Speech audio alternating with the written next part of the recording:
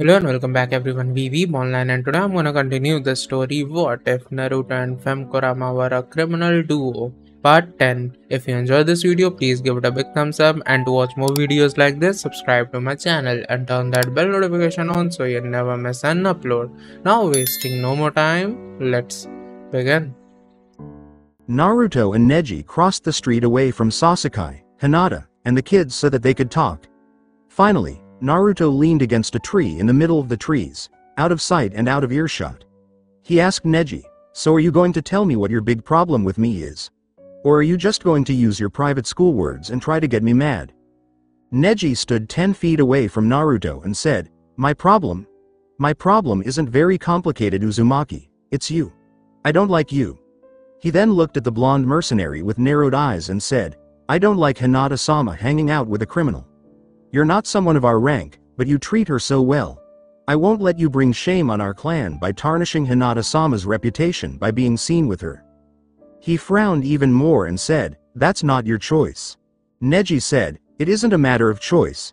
It is my job, my single most important mission in life, to keep Hinata-sama protected from enemies that mean to do her physical harm, or harm our clan through her." Again, Naruto said, feeling his anger rise when he heard Neji say, "It isn't your choice. You're saying that I can't hang out with Princess because of who I am. That's basically saying that I'm just some punk kid that doesn't have anything, that will actually have to work to make a living unlike your family. I'd like to think I'm more important than you actually. You're just some rich kid that never did anything for anyone. I actually help people, I'm not a dick like you are. If I died tomorrow, not many would care, but the ones who did would love me and remember me for being a decent person. And what about you?" Neji asked, "What about me?" She was annoyed by Naruto's tone and subject. Naruto could hear his anger growing and thought he was beginning to win this little verbal battle. "I'm just saying, what have you ever done besides sit in that nice mansion and spend all that money you never worked for? I work, and no, it might not be glamorous, but I love my job, and I like who I am. And unlike you, I'm going to earn my riches. In fact, I already am." Naruto took out his wallet full of bills and flipped through them before putting them in his pocket. "Now stick that in your trust fund. You don't like me, that's fine, I don't respect you." He clenched his teeth and took his Juken stance. "You don't respect me? You will when this is over," he said. He raised an eyebrow and asked, "Other than the time I did it, have you ever been punched in the face?" Neji asked quickly, "Why does that matter?" He hit him right in the nose with a quick right hand that he barely saw coming. He fell backwards and cried tears of shock into his eyes. Naruto clenched his fists and said, "That's why it matters. You can't make me do anything, and even if you win, I won't respect you because you didn't do anything to get it." He then made a cross with his fingers and said, "But you're not going to win. Check out my main jutsu. Taju Kage Bunshin no Jutsu Multiple Shadow Clone Jutsu." Many copies of Naruto were there, all of them smiling at Neji. He wiped the blood off his nose and used his Byakugan. "Do not think that I'm weak, Uzumaki. I'm stronger than Hinata-sama, and I'm the best of my generation at the Hyuga-style taijutsu," he said. Naruto laughed and said, "And that only makes you a dojo hero. But how much do you know about yourself if you've never been in a fight?" He then waved his hand at Neji and said, "Say the word when you've had enough." When Hanabi saw that the little girl had her Byakugan on, she gasped and saw Naruto and Neji fighting. But the girl knew better than to say anything about what she saw. She had gasped about something, so Sasuke sighed and said, "Oh hell. Hinata, we need to get these kids out of here while Naruto and Neji fight. They don't need to see it."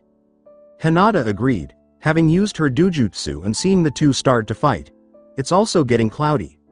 I don't think we should be outside for too much longer or the kids will get caught in the rain," she said. Sasuke gave her an odd look, which made her pout. "Well, as long as Neji-Nisan and Naruto-kun are fighting Hanabi-chan and I can't just leave, and as long as I'm here I'm responsible for these kids." Okay. No need to get mad. I get it. So where to?" Sasuke asked with his hands raised in defense. In the distance, Hinata pointed to a group of gazebos and smiled again. "Over there should be fine in case it starts to rain. I would rather not get drenched, you understand?" "I guess so.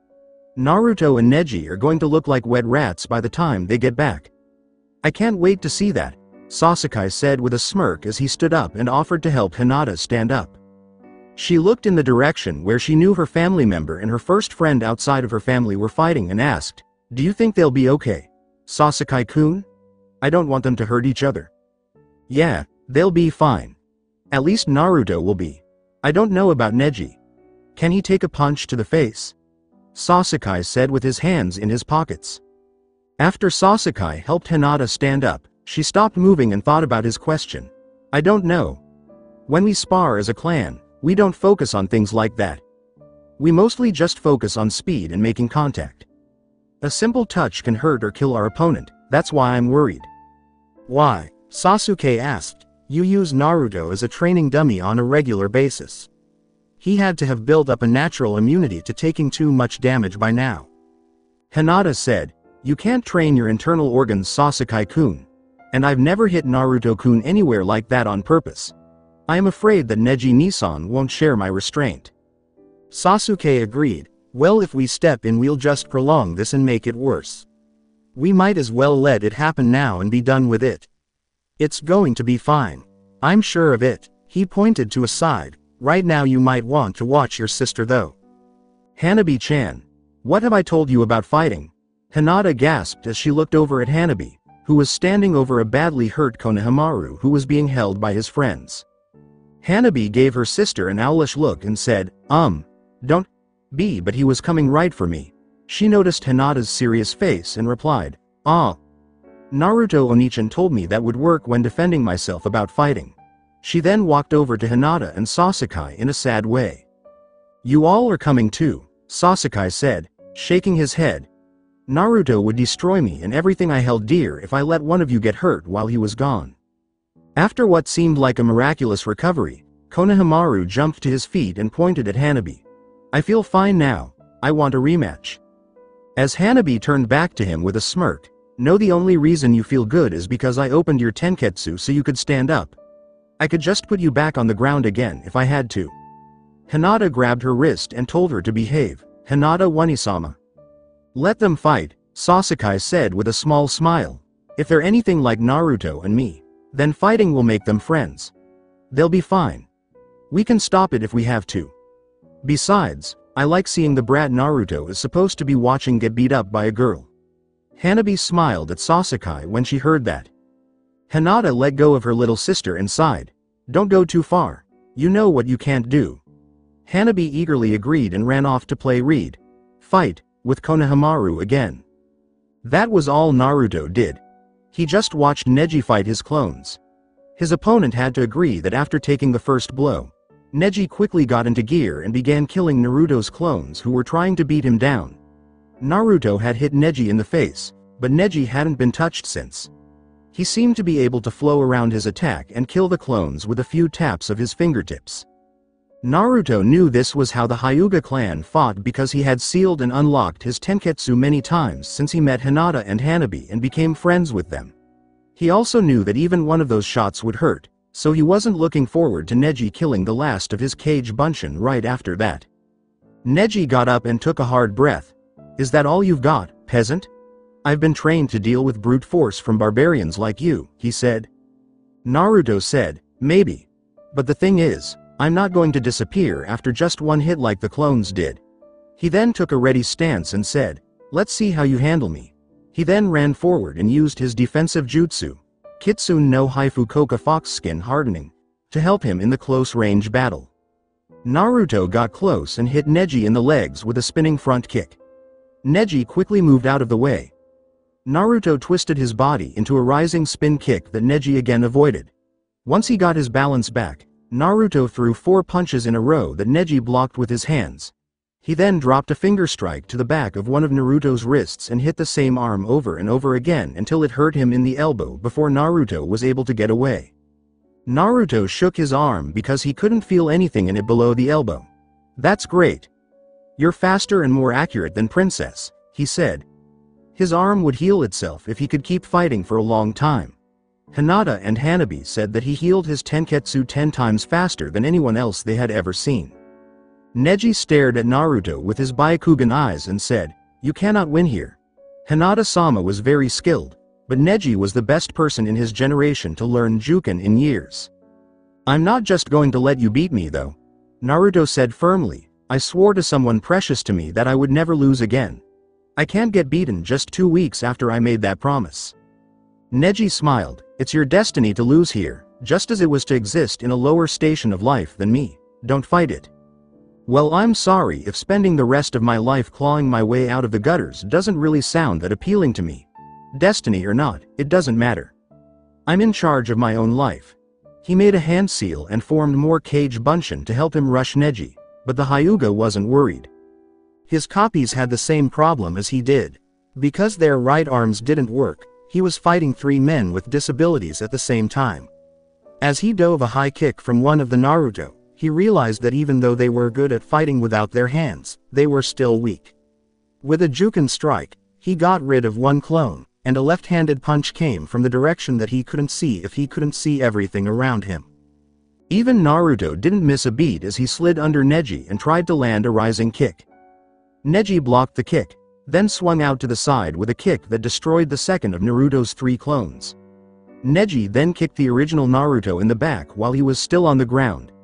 He then tried to kill him with a Juken strike to the chest, but Naruto's clone jumped in and took the blow. Using his Kage Bunshin's death as an excuse, Naruto fired a right hand through the smoke that the body made when it burned and hit Neji in the face again, knocking him back and letting the young mercenary get back on his feet. Naruto rushed forward and threw a punch at Neji. Neji faked a headbutt to avoid it, but Naruto grabbed the back of his shoulder with that hand and pulled him into a knee to the body. Neji was on his back from being hit in the knee, so Naruto tried to hit him again with a strong downward elbow strike to the back of the head. Neji took it in the upper back and hit Naruto in the side with his palm, making Naruto feel like he was on fire.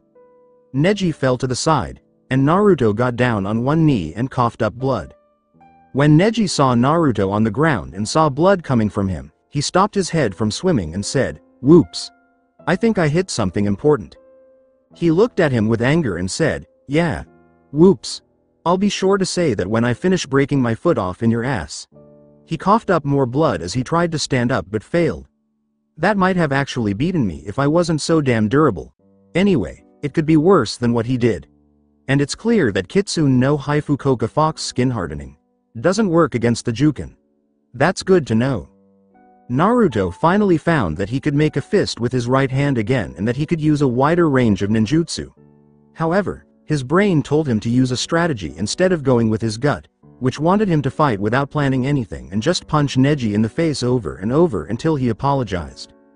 "All of your tenketsu in your hand are open again," Neji said, making it clear that his Byakugan could see them. "You heal very quickly, that's good to know. I can stop holding back on you now."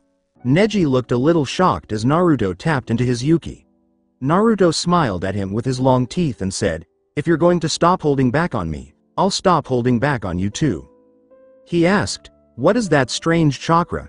He had never seen anything like this before. He had been seeing blue, but now he was seeing purple. It started in Naruto's heart and spread all over his body. Neji thought it looked more solid and a bit thicker.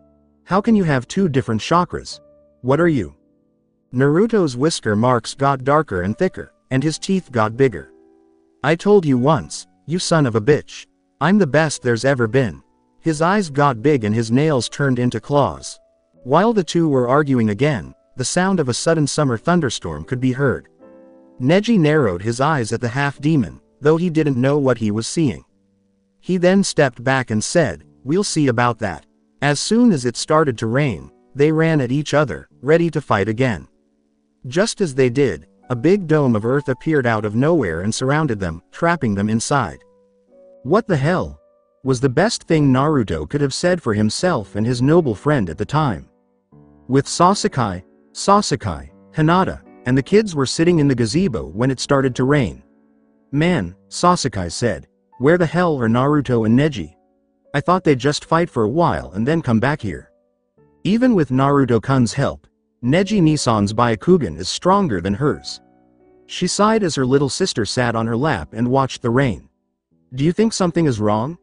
They're out of my range with the Byakugan. I can only see up to 50 meters, she said with regret. He shook his head. "I'm sure it's nothing. Naruto's not stupid enough to do anything that would really hurt Neji, and I'm sure he isn't either. They'll just rough each other up a bit. Hinata frowned and looked back out at the bad weather. If you say so, Sasuke-kun, she said.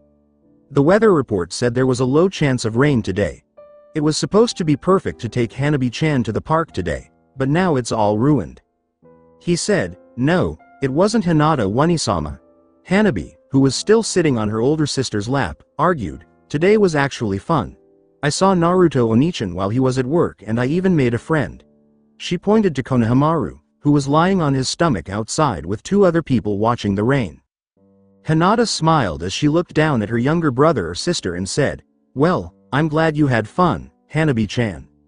When Sasuke saw the 2 siblings having fun, he thought, you know, maybe if Itachi were my sister instead of my brother, we'd get along better. He frowned and pushed the thought out of his mind, no. Then I would feel worse about getting beat up all the time because Itachi is a girl. His phone then rang, and it said, hello, Sasuke Uchiha speaking. He answered it without checking the caller ID. It's me again, Uchiha. I think it's time for our game. It seems perfect. With this storm, no one in their right mind would be in the park right now.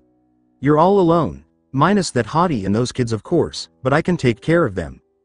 Without realizing it, Sasuke used his Sharingan to get angry. You put one hand on one of them, and I'll burn you alive. Whatever you want is between you and me. Leave other people out of it, he said in a low voice so that no one else could hear him and in a dangerous way so that the attacker got the point. In the other line, Kidomaru laughed at Sasuke's rage. You're not really in a position to be telling me what to do. It's just like a trash character like you to think you can help those people, but you know what? I'm feeling generous. Why don't you step out from that gazebo there so I don't hit them by mistake? Yeah, by mistake. Sasuke put the phone down and looked around. The whole area around the gazebo-filled spot they found was covered in trees. It was almost like a miniature forest. There were many places for the guy to hide and surprise him, and the call he just got made it clear where he and the others were.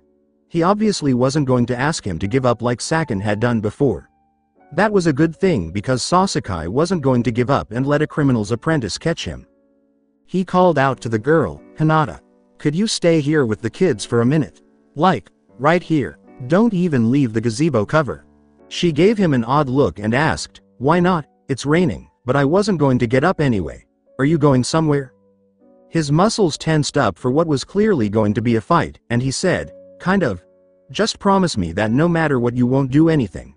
He looked back at her and used his Sharingan to say, please.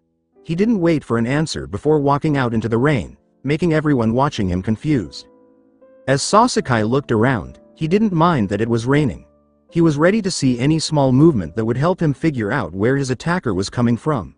When his phone rang again, he answered it and asked, what? No, you're going to have to come a little further out if you don't want me to hurt your friend in the brats. Kidomaru said, the forest about 800 meters out should be more than good enough for us to conduct our little game. That should be far enough where no one will get in the way. He quickly hung up the phone and kept walking until he reached some trees. Come on now. He can't sneak up on me, he said. These eyes let me see everything. It should be easy to deal with the idiot who is trying to surprise me. 3 rough, golden-bladed weapons flew through the rainy forest. Sasuke saw them coming from a mile away, but he missed them when he jumped up on a tree branch and focused on chakra while looking around to see where the weapons came from. He went up to a higher part of the tree and started moving along the branches. He's up here somewhere, he thought. Someone with a gun would never try to shoot me from the ground because there is too much in the way. A wave of white webbing came from the trees to the side of Sasuke and hit him as he jumped from one branch to the next. With the Sharingan, he could guess where the attack would go and plan his next move for when he landed. This was to stay on the branch and twist his body to fit through the holes the attack made. Aw man. Of course you're going to be using those hacker eyes of yours, aren't you? Kidomaru's voice caught Sasuke's attention. I'll give you the same choice I gave Sakin when I fought him. Tell me what you know about Orochimaru now and leave us alone. You'll live longer that way. While hiding, Kidomaru laughed and said, I'm not like Sakin or Uken. I'm not willing to just die off so early in the game. I'm not an idiot stage boss. I don't know what that means, Sasuke said, getting ready to dodge again. But I don't really care. You can talk any language you want, but getting kicked in the face sounds the same in any language. Sasuke was thinking about how he was going to get Kidomaru to leave. I could just be a jerk about it and set the woods on fire, but I'm supposed to protect the city, not destroy it because it's convenient. Plus, Director Tenzo would be mad if I burned down park trees, he said. When more web nets flew at Sasuke, he quickly sealed his hands and yelled, Kaden. Housenka no Jutsu fire release. Phoenix flower jutsu. He then spit out a bunch of small fireballs that hit the webs and destroyed them as they flew. After Sasuke fired the fireballs and hit the webs, a blur showed up under him. Kumo Nento spider sticking spit. The figure fired a web at Sasuke, who tried to block it but was grabbed by the front of his arms. Sasuke was dragged from his higher branch by the web, which was very strong. It pulled him into a tree trunk and dropped him to the ground. It was a feint, you fool. What does Orochimaru-sama see in you? As Sasuke got back up, he said, the same thing you're going to see. I'm not going to chase you anymore. I can avoid your attacks all day, so all I have to do is wait for Naruto to show up, and we'll start tearing you apart. Sasuke was confused when Kidomaru laughed again and said, you mean that blonde kid who killed Yukon? Yeah, he's not going to be showing up. He then added, he and that other guy with him are going to be a little indisposed. With Sasuke, Naruto got bored of hitting the side of the dome he and Neji were stuck in, so he sat down in the middle of it and asked, this is so fucking boring. What the hell is this? Somewhat sweaty Neji said, we need to get out of here, Uzumaki. This thing is draining our chakra. Neji could see that the walls of the dome were taking in their energy, but Naruto still seemed to be full of it, and his chakra color was back to normal blue. Naruto raised an eyebrow and said, oh really? Let me show you how that's worked out so far. He then stood up and drew his hand back, Fungeki Kirisukeru Fury Slash. He then launched one of his wicked ranged gouging attacks at the wall, cutting off a large piece of rock that immediately healed itself. The only thing I have with enough knockout power to break this is Bunshin Daibakuha Great Clone Explosion. And my clones dispel before they can finish channeling chakra to take this dome out, he said. You two pieces of trash are turning out to be such a great meal, yelled a big voice from outside the dome. I thought I'd be done with you in minutes, but you're still coming. He's taking our chakra into himself? Neji asked, raising an eyebrow. He is. He turned on his Byakugan and looked at the man outside with his hands on the dome. Naruto blinked and then asked with a mean grin, so all of our chakra is going right into him, is it? Neji replied, good to know. Naruto then started sending so much unnecessary Yuki into the air that Neji had to turn off his Byakugan to keep from going blind. What are you doing?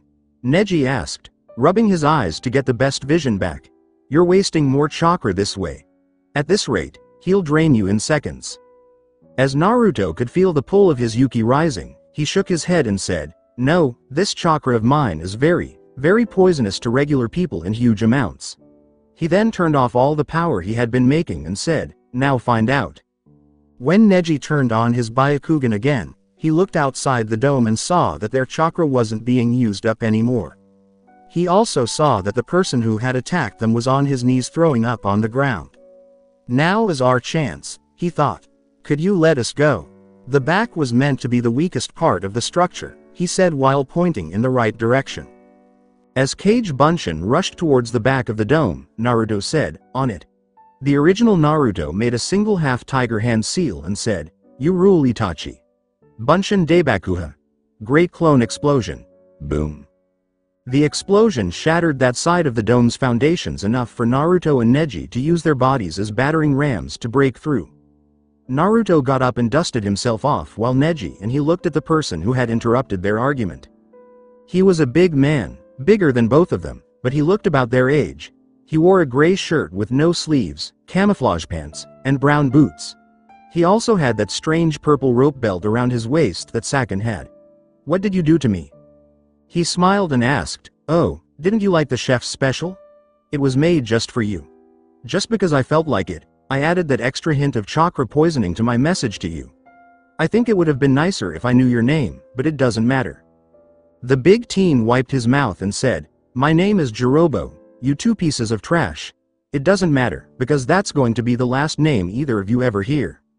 While looking at Jirobo, Naruto and Neji both said, "That's some very tough talk." Neji wasn't too worried because they had the upper hand in both numbers and skills. Jirobo smiled and said, "It might be hard, but if you two little cockroaches are all I have to worry about, I'll have this over in 5 minutes." He made a snake hand seal and slammed his palm against the ground, kicking up rocks and dust that blocked Naruto and Neji's view and made them cover their eyes, especially Neji's eyes because of his eye-based keke. This let Jirobo rush through the debris and hit Naruto in the stomach with a knee that lifted him off the ground and a palm strike that sent him sliding across the ground. He saw Naruto get hit and saw Jirobo turn his attention to him. He was too close to start dodging punches and kicks, so he used his best move, Hakusho Kaden 8 Trigrams Palm's Heavenly Spin. Neji let out a huge amount of chakra and spun quickly, making a shield of chakra that pushed Jirobo away hard. While cursing himself for letting himself get hit so hard and checking to see if anything was broken, Naruto woke up just in time to see Neji's counter on Jirobo. He was glad that Neji hadn't tried to use that on him because it would have been very frustrating to get blocked like that. Naruto charged back at Jirobo, passing Neji as he ran, and kneed him in the face, sending him rolling backwards while holding his face where Naruto hit him. Naruto looked at Jirobo with his thumb and said, "See, that guy can take a hit. If I did that to you, you'd be dreaming about the huge amounts of money your clan has right now." Neji rolled his eyes and then looked at Jirobo as a strange chakra began to come from him. "Just what is he going through?" Naruto was asked by Neji. When Naruto saw the black marks on Jirobo's body, he frowned and said, "Shit. This just got harder to do. We should really start killing each other right now." "Why? What are you going to do?" Neji asked. He had never had to kill anyone before, and he wasn't looking forward to it at all. Naruto just pointed at Jirobo with a grimace. Jirobo picked up a huge piece of earth and threw it over his head. The ball of earth was at least 10 times the man's own height. Doden. Doryu Dango Earth Release, Earth Mausoleum Dumpling. Just as Jirobo threw it at Naruto and Neji, Naruto said, "Of course you named it that. This is BS." Naruto yelled as it began sliding across the ground towards them, flattening everything in its path. Both Neji and Naruto were fleeing from the path of destruction. "Can't your spinning thing stop that?" Neji wanted to cut off Naruto's tenketsu right then and there for making such a stupid comment, but he needed his help. Being stuck in Jirobo's chakra-sucking dome was draining him more than he admitted. Too many uses of the Kaden and he would be in serious trouble. "Just keep running, damn it." Naruto laughed when he heard the noble curse, but he didn't tease him because he needed his help. The guy was a juggernaut, and if Naruto got close, he couldn't just brute force him. He probably couldn't even use his ascended form, because Jirobo would just go to level 2 of his weird seal thing and start overpowering him again. He needed Neji's finesse to give him chances to attack their opponent, because no matter how tough he was, if he got squashed, he wasn't going to get back up. After they got away from the jutsu, Naruto grabbed Neji's shoulder and said, "I'm going to give you a chance. Could you put him down if I let you get close?" "What are you going to do?" "What is it?" Neji asked. He could see Jirobo coming straight at them, not even trying to hide how he was moving. With a frown and a slap to the face, Naruto said, "Whatever I have to." He then ran back to Jirobo and jumped on top of the rock that was thrown at him and Neji to finally get a better look at Jirobo. He formed a blue fireball in both hands, jumped into the air, and started throwing Kitsunbai Danmaku over and over again at the big enemy. Doden.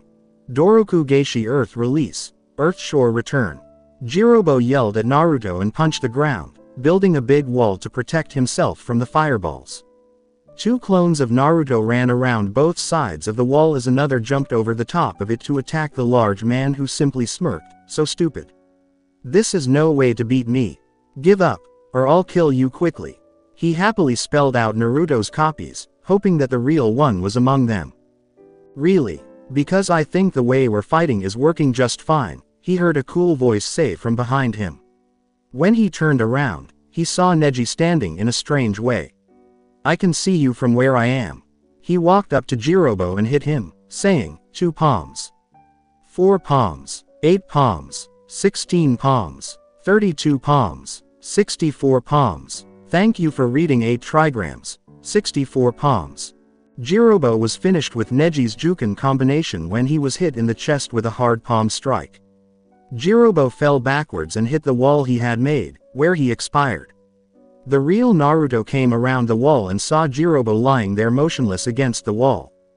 And that's how you do that. Quick, clean, and technical, Neji said with a smirk. Naruto was a little shocked by the kill, but the lack of blood on him made him less affected by it. It might teach you something. As Neji turned off his Byakugan, Naruto ran his hand through his hair and said, "Yeah, blah. Whatever." He pulled his goggles over his eyes to check Jirobo's vitals with the X-ray mode Tenten had installed. Neji. He's not. Before Naruto could finish, Jirobo came back to life and grabbed both him and Neji by the throat. He looked like he was ready to kill, and his skin turned red and he got warts on his forehead and shoulders.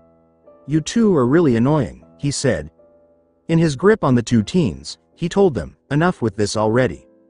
With Sasuke clenched his teeth in rage. He finally got a good look at his attacker while he was dodging. The attacker was a tan boy about his age with black hair pulled back into a ponytail. He wore a dark green t-shirt, blue shorts, and a black jacket around his waist. He also had a purple rope belt that everyone who was being sent after him had. His 4 extra arms, on the other hand, stood out the most about this person. Armor that he used to hit Sasuke with many different kinds of weapons that he seemed to make from things he chewed up and shaped. He cut Sasuke's cheek with a kunai, so it's strange that he was able to chew it. That shit didn't feel like it would be easy to chew. Sasuke told himself, "I'm so sick of this. The next time I see that son of a bitch, I'm putting him down. Allow him to try to hide from me once more." Sasuke-kun. 35 degrees to your right. Not even interested in what the voice meant, Sasuke turned in the direction it pointed and saw a bunch of gold boomerangs coming at him. He had to avoid them. As soon as he was safe from the attack, he turned to where the warning voice came from and asked, "What the hell are you doing here?" Hinata looked at him blankly. She said, "Well, it looked like you needed help. Could you even see him?" Sasuke frowned at the fact that she knew exactly what was wrong with him in battle. "I can see him right now," she said, pointing in a direction as she saw Kidomaru move to try to get away from her. "He can't hide from me." "What about your sister and the kids?" Sasuke asked with a smirk. Hinata smiled and said, "I gave Hanabi-chan my phone and told her to call Odo-sama and Hizashi Oja-san. They should be here soon to help them." She then turned serious and said, "Until then, I'm here to help you out." While keeping his eyes on the area, Sasuke sighed and said, "Fine. Tell me where he is so I can go find him and kick his ass. I'm sick of standing out in the damn rain." Kidomaru laughed as Hinata joined the battle, which he had been controlling up until that point. "Damn bitch. A support character. How cheap," he said. He made more weapons to fight Sasuke and the newcomer, but when he looked up to find them, he couldn't see Sasuke. Where did he go? He asked himself.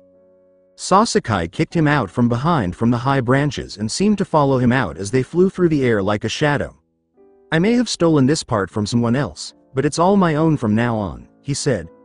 Sasuke tried to kick Kidomaru in the side, but he blocked it. He then kicked him in the other side, followed by a spinning backfist, and as they hit the ground, he finished with a spinning heel drop to the body. Shishi Renden Lion's Barrage. Sasuke saw that Kidomaru was covered in a strange gold substance as he rolled away from him. The weapons that had been thrown at him were made of the same stuff. "What the?" he asked. The armor around Kidomaru's face broke, and he aimed at Sasuke, calling out, "Kumo Mayu Spider Web Cocoon." He shot spider thread out of his mouth, which knocked Sasuke off balance and wrapped him up completely. He stood up with a smirk on his face and said, "That was a tough level, but you Uchiha kid, you were just out of your league. We have more power than you. You're in my range." Hinata jumped out from behind Kidomaru and hit him hard with a fast Juken combination. 2 palms. 4 palms. 8 palms. 16 palms. 32 palms.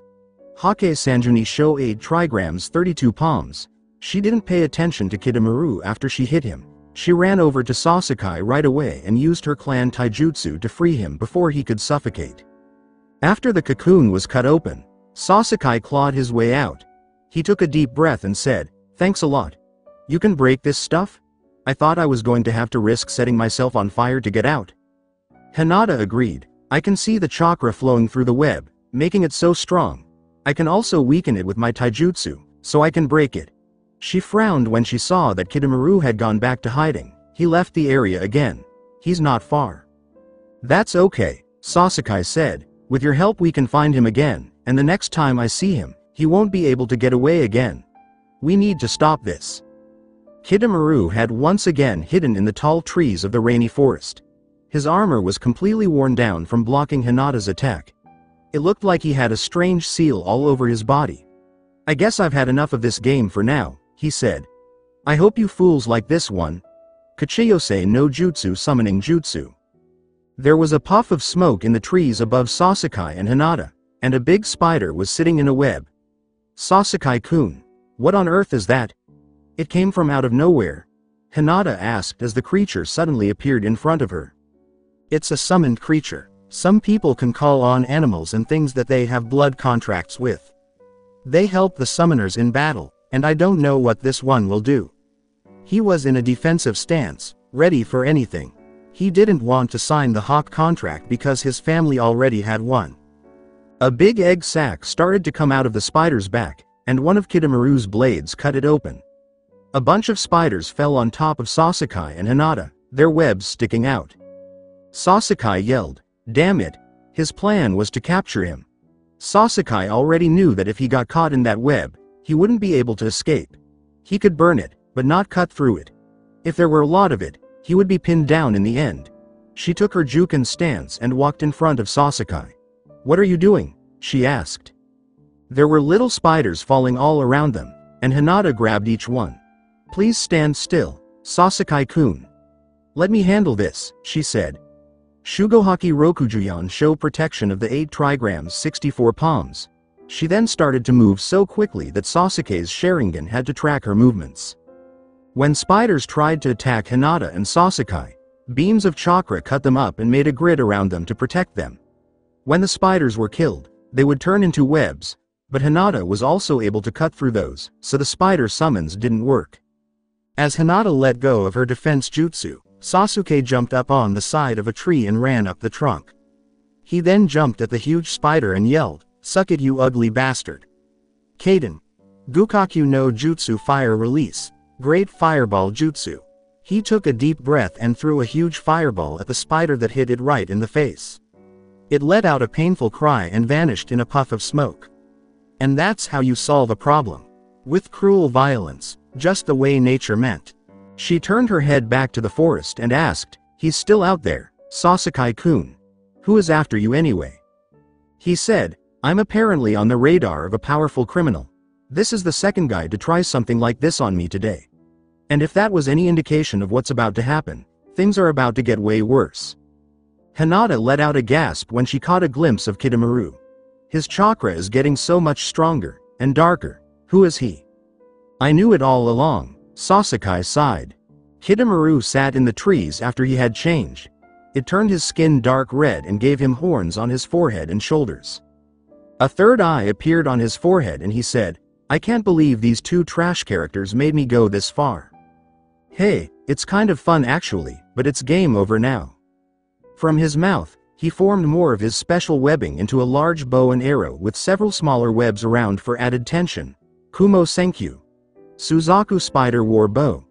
Terrible split. He then pointed his third eye at Sasuke and Hinata. "Sorry, but the bitch with the eyes that can see me has to go. It's a shame though." He pulled his arrow back as far as he could, using all 8 of his limbs to create extra tension. The weakest one in the game always goes down first. He then shot one of the arrows with crushing force. Sasuke could see right away that the arrow was aimed at Hinata and meant to kill her, but Hinata was too fast to follow it. Still, the arrow was faster than him, and seeing it wouldn't have helped him much because he wouldn't have been able to move her out of the way in time. That's why Sasuke did the only thing he could. He jumped in front of the arrow. Something good might come from this if he could at least ruin their attacker's plans by dying instead of being caught and keep Hinata from being him at the same time. It hit Sasuke so hard that the arrow went straight through his left shoulder and out the other side. The police trainee with raven hair screamed in pain as he held his now useless left arm. He dropped to his knees and held his wound. "Sasuke-kun!" Hinata yelled. "Why did you do that? He wasn't aiming at you." When asked, "So you saw that, did you?" Sasuke grunted, "Sorry, but it's kind of my job to protect you. Civilian." He finished, then let out another scream. Kidomaru broke out in a cold sweat when he saw that the arrow had hit Sasuke, but the target would live. Stupid hero cop complex. If I had killed him with that one, Orochimaru-sama would have skinned me alive, he thought to himself. Block or dodge this one if you can. He pulled back his bow to get ready for another shot. Sasuke's good arm was draped over Hinata's shoulder as she tried to leave the area. "We need to leave, Sasuke-kun. You can't fight with that wound," she said as she led him away from where she knew Kidomaru was shooting. "You can't do anything if you got close, and I'm not fast enough to get close without getting hit myself," she said. "He'll just chase us until he gets me." Sasuke tried to reason, but his shoulder kept him from being too direct. "You can drop me and leave. I know I can beat this guy." Hinata yelled at him as they kept moving. "How? You only have one good arm. What hand seal could you make with that? What jutsu could you use? How could you even get close to him without getting killed?" He clenched his teeth and said, "I'm not dead yet. He won't kill me to win. He needs me alive. He's going to try to shoot again. We need cover," Hinata gasped as she dragged Sasuke behind a tree. Hinata told Sasuke to lean against the tree and look at his wound while they hid. "Son of a bitch," he said as he suddenly pushed Hinata out from behind the tree. An arrow went through and hit him in the other shoulder. Kidomaru's attack hurt Sasuke so badly that he could no longer use his other arm. Kidomaru yelled at Sasuke for saving Hinata again. "Fuck, fine, if that's how you want to play it, she won't dodge the next one no matter what." Kidomaru made another arrow with a web attached to his mouth and said, "I can't possibly miss with this shot." He pulled the arrow back in his bow and said, "Sweet dreams, love. It's game over for you once and for all." He let his next arrow fly. The projectile hurtled through the trees, dodged and turned around them thanks to the string on the back of it, until it finally hit Hinata, who was still on the ground from being pushed by Sasuke. But just as it was about to hit her, Sasuke dove out of the way and took the blow to the upper right side of his back. It didn't go all the way through because the guiding web slowed it down, but it hit deep enough that Sasuke finally fell down from his injuries. As Kidomaru watched Hinata worry about Sasuke's injuries from behind, he said, "Such an idiot. None of those shots were meant for him. This is all my fault. I'm too slow to be of any use to anyone in a fight like this." Hinata yelled as she ran to Sasuke as soon as he hit the ground. "What?" she asked. "Can you find him again?" Sasuke asked again, this time a little louder. Hinata was confused and said, "It's too late to run. He'll kill you before you even see him." Sasuke then said, "The only thing you can do now is stay by me. He won't kill me, and if you keep me in your way, he won't hit you." Hinata was about to say no to using him as a human shield when she saw the web that was connected to the arrow that was stuck in his back. It went all the way back to Kidomaru and chakra was still flowing through it. She quickly took hold of the line and sent a burst of chakra through the web. Then she ran toward Kidomaru. He thought to himself, so stupid, as he saw Hinata run at him from where Sasuke was standing. He was getting ready to shoot at her, but before he could make another arrow, he felt a very bad shock that stopped him in his tracks. He had to fall from the tree, dropping his bow and arrow. He knew he could taste blood as soon as he hit the ground in the forest. Whatever had just happened had hurt his organs. "What the hell?" he asked. "What just took place?" As he stood up, the feeling in his body came back enough for him to wonder. But just as he did, Hinata rushed through the bushes and hit him in the middle of the chest with her palm. As Hinata saw Kidomaru's mouth start to bleed, she said, "Please just die. You should never have come here, I'm sorry." She waited until Kidomaru fell to the ground and died with one last death rattle, then turned around and ran back to where she had left Sasuke. With Sasuke, Jirobo was suffocating Naruto and Neji so much that they were slowly losing consciousness. Jirobo's strong arm was grabbed by Naruto, who then used Yuki to make claws on his hands. He dug deeply into Jirobo's arm with them, drawing blood from the deep cuts he made. Neji tightened his grip on the arm that was choking him to relieve some of the pressure. He then jabbed the arm in some places to make it useless, which made Jirobo drop him to the ground. Neji fell on his behind and held his throat while blinking back tears. He had been without oxygen for a long time. He quickly got back on his feet and used a palm strike to hit Jirobo under the chin, freeing Naruto from the huge enemy's grip.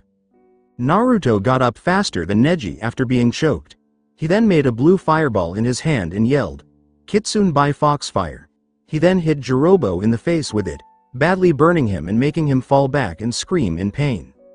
Neji moved in to finish him off with a palm strike to the chest, but Jirobo saw him coming and, with murder in his eyes, blocked Neji's attack with a straight punch that broke his hand and threw him off balance. He then hit Neji in the jaw and threw him off, sending him flying off and sickeningly bouncing off of a tree trunk. Naruto growled and launched a single attack with his razor-sharp claws, striking Jirobo in the throat and deeply cutting him. He fell back and gasped as blood quickly poured from the wound. His big hand, which wasn't paralyzed by Neji, tried to hold on to the wound but failed.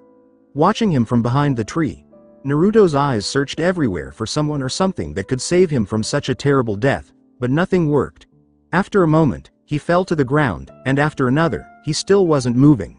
His changed form has gone away, revealing his normal shape. After the battle, Naruto took a deep breath and slowly stopped breathing. This brought his heart rate back to normal. Seeing that Neji was awake and trying to stand up with the help of a tree, he knew that the look on his face meant that he had some kind of head injury. He stood up and walked over to Neji while holding up 3 fingers. "Okay, Neji. How many fingers am I holding up? What's your name?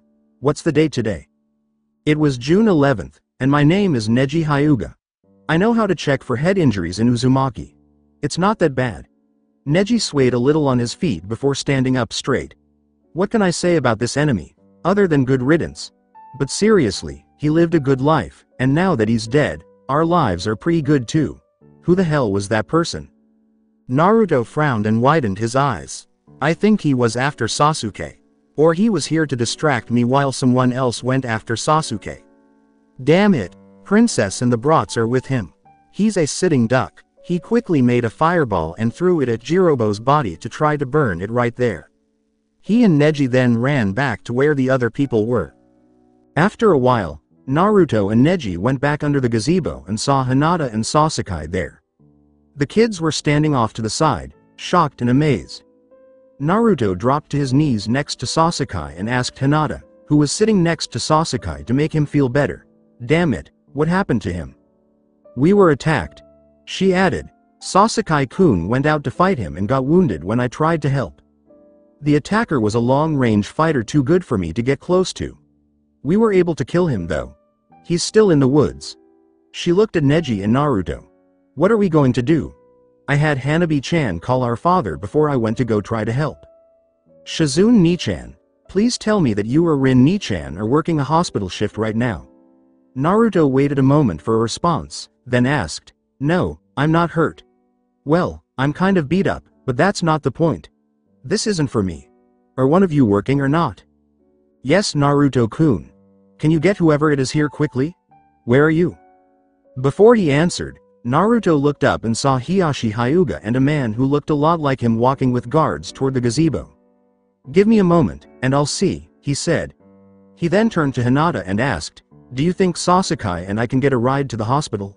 Or would it be okay for Sasuke to bleed in the fancy car your family drove to get here? What happened here? Why did you have Hanabi call me Hinata?" Hinata asked her father as he walked over to them. She bowed a little and then yelled, "I'm sorry, Oto-sama, but there was trouble. This boy, Sasuke Uchiha, got hurt trying to keep us safe. Can we take him to the hospital?" Hiyashi looked down at Sasuke, who was still awake. Sasuke met his weak but determined gaze. Then he looked at Naruto and said, "Very well. We will help Uzumaki and the young Uchiha boy get to the hospital." Naruto didn't need to be told twice to take off his vest and wrap it around Sasuke to keep him from spilling blood on the car they were going to ride in. Naruto picked up Sasuke and told the kids, "Come on everyone, you're coming with us. I can't leave Konohamaru like this, and I can't leave any of you either." The kids all ran after Naruto as he ran back to where the Hyuga adults came from to find their car. As Hiyashi, Hinata, and Hanabi started to walk to the car, Hizashi, Hiyashi's brother, looked at Neji and asked, "Neji, what happened here? You look pretty hurt." Neji shook his head and walked up to him. "I'm fine, Dad. Uzumaki and I won our battle without too much trouble," he said. He had to have Hizashi hold his head steady. "I'm fine. I just need to rest for a moment." Location not given. Tayuya yelled, "Motherfucker," as she punched a wall and threw over a laptop that was keeping track of her teammates' health.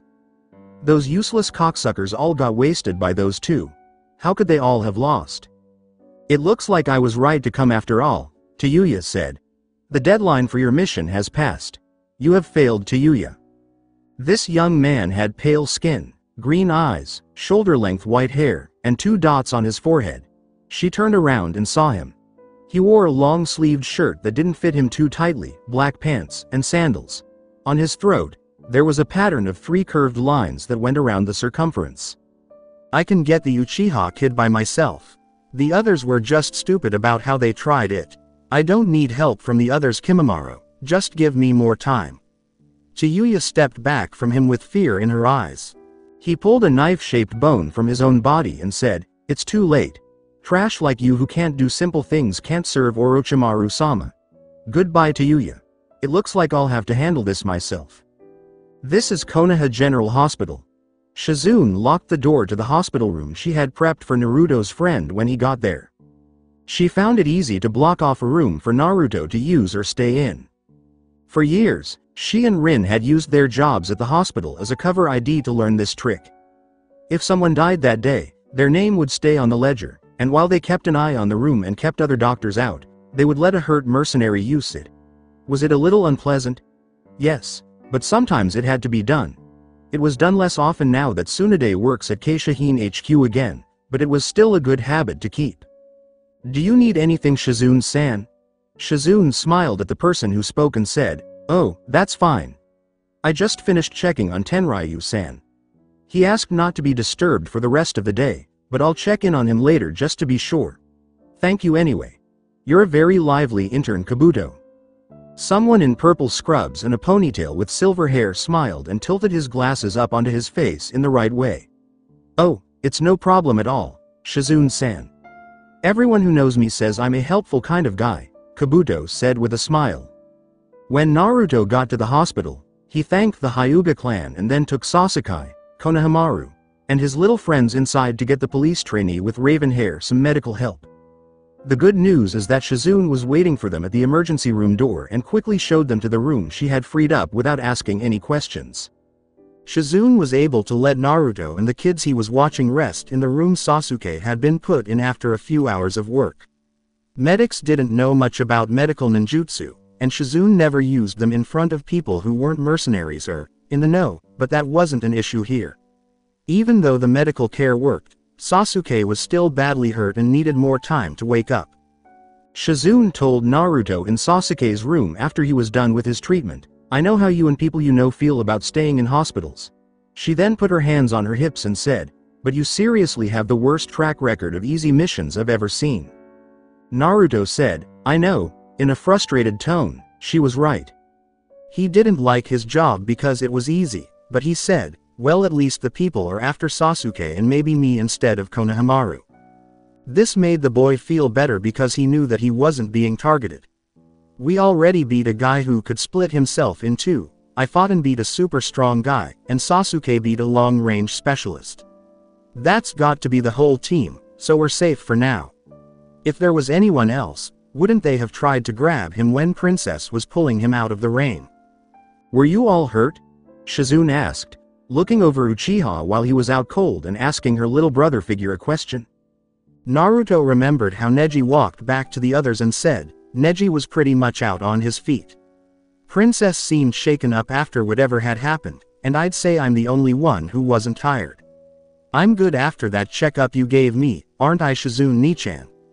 Yes, Naruto-kun, you're fine, Shizune said with a grin. I wish that the Hyuga boy that was here when you arrived would have stayed though. He looked rather concussed, but I guess they would trust their own doctors for something like that. As Sasuke slowly opened his eyes, he felt something in his eyes move. Ow. His eyes snapped open, and he said, actually never mind. No ow after all. Instead, content haze of fuzzy numbness. I feel awesome. Naruto laughed at Sasuke's words about feeling dizzy and asked Shizune, can you give me some morphine so I can shoot him full of it when he starts acting like an A** hole? I like the high Sasuke. He seems like fun. He then looked back at Sasuke, who was laughing silly as he kept activating and deactivating his Sharingan. The same scene played over and over in Shizune's mind. No, she said, he's awake, so you guys can go. Just get him home quickly and let him rest. Naruto said, okay. We have to go back to the park and drop the brats back off before I get the douche with the cigarettes and the hot red-eyed lady with the attitude problem after my throat. Then I'll drag him right home. Pickup time is supposed to be 8 p.m. and Deputy has been out of it for the last 5 hours, we have 30 minutes. Hey Dobi. How are you doing? Sasuke asked with a smile as Naruto walked over and picked him up roughly in a fireman's way. Where are we going? Naruto said with a smile, right now I'm feeling better than you. I'll take your hurt behind home to get some rest. The kids started to follow him out of the room. Bye Shizune Nichan. I owe you a huge favor in the future, so don't hesitate to cash in, alright? He said as he poked his head through the door to say goodbye and thank him one last time. Just get out of here Naruto-kun, and be careful alright?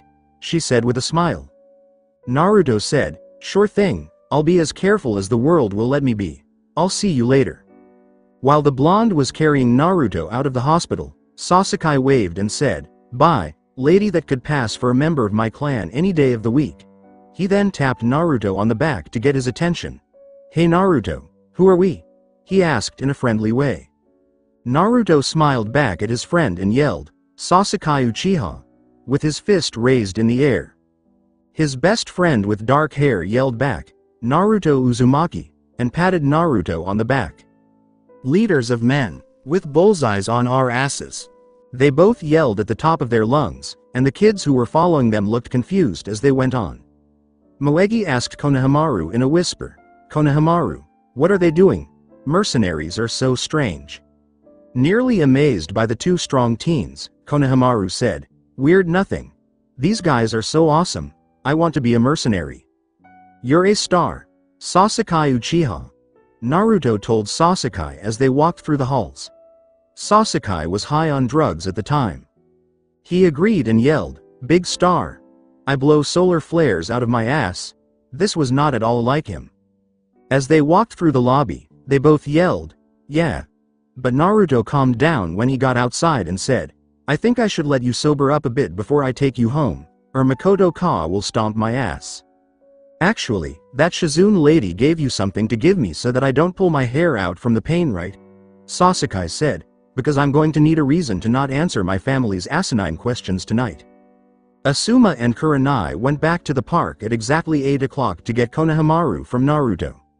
The two guardians came back and found Naruto and Sasuke sitting where they had left them earlier that afternoon. Asuma walked over and saw that Sasuke's clothes had holes in them. What the hell happened to him? He asked. Because it had been a long day, Naruto yawned and asked, do you really care? I could just tell you that the reason had nothing to do with Konohamaru, and we could all move on here. Asuma made a face. He couldn't really say that the kid was to blame. It had probably been a long day, and he and Kurenai hadn't done anything to make him like them. Okay. There doesn't even seem to be a scratch on him, and you've got the council members' kids here too, just like they said. Naruto gave him a light glare, and he rolled his eyes. Yes, Dad said we were going to pay you extra for the extra work. Naruto stood up and said, sweet. Then this mission is over. Can we get a ride to the subway station so we can go home? He then pointed to Sasuke and said, he's kind of messed up. The walk back to the res where he lives would take hours the way he is now. Asuma looked unsure about giving them a ride because the car would be full.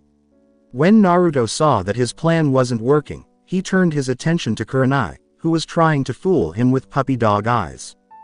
Fine. The kids have to sit on your laps because there's no room, Kurenai sighed as he stared at him blankly. With a smile, Naruto said, that's fine.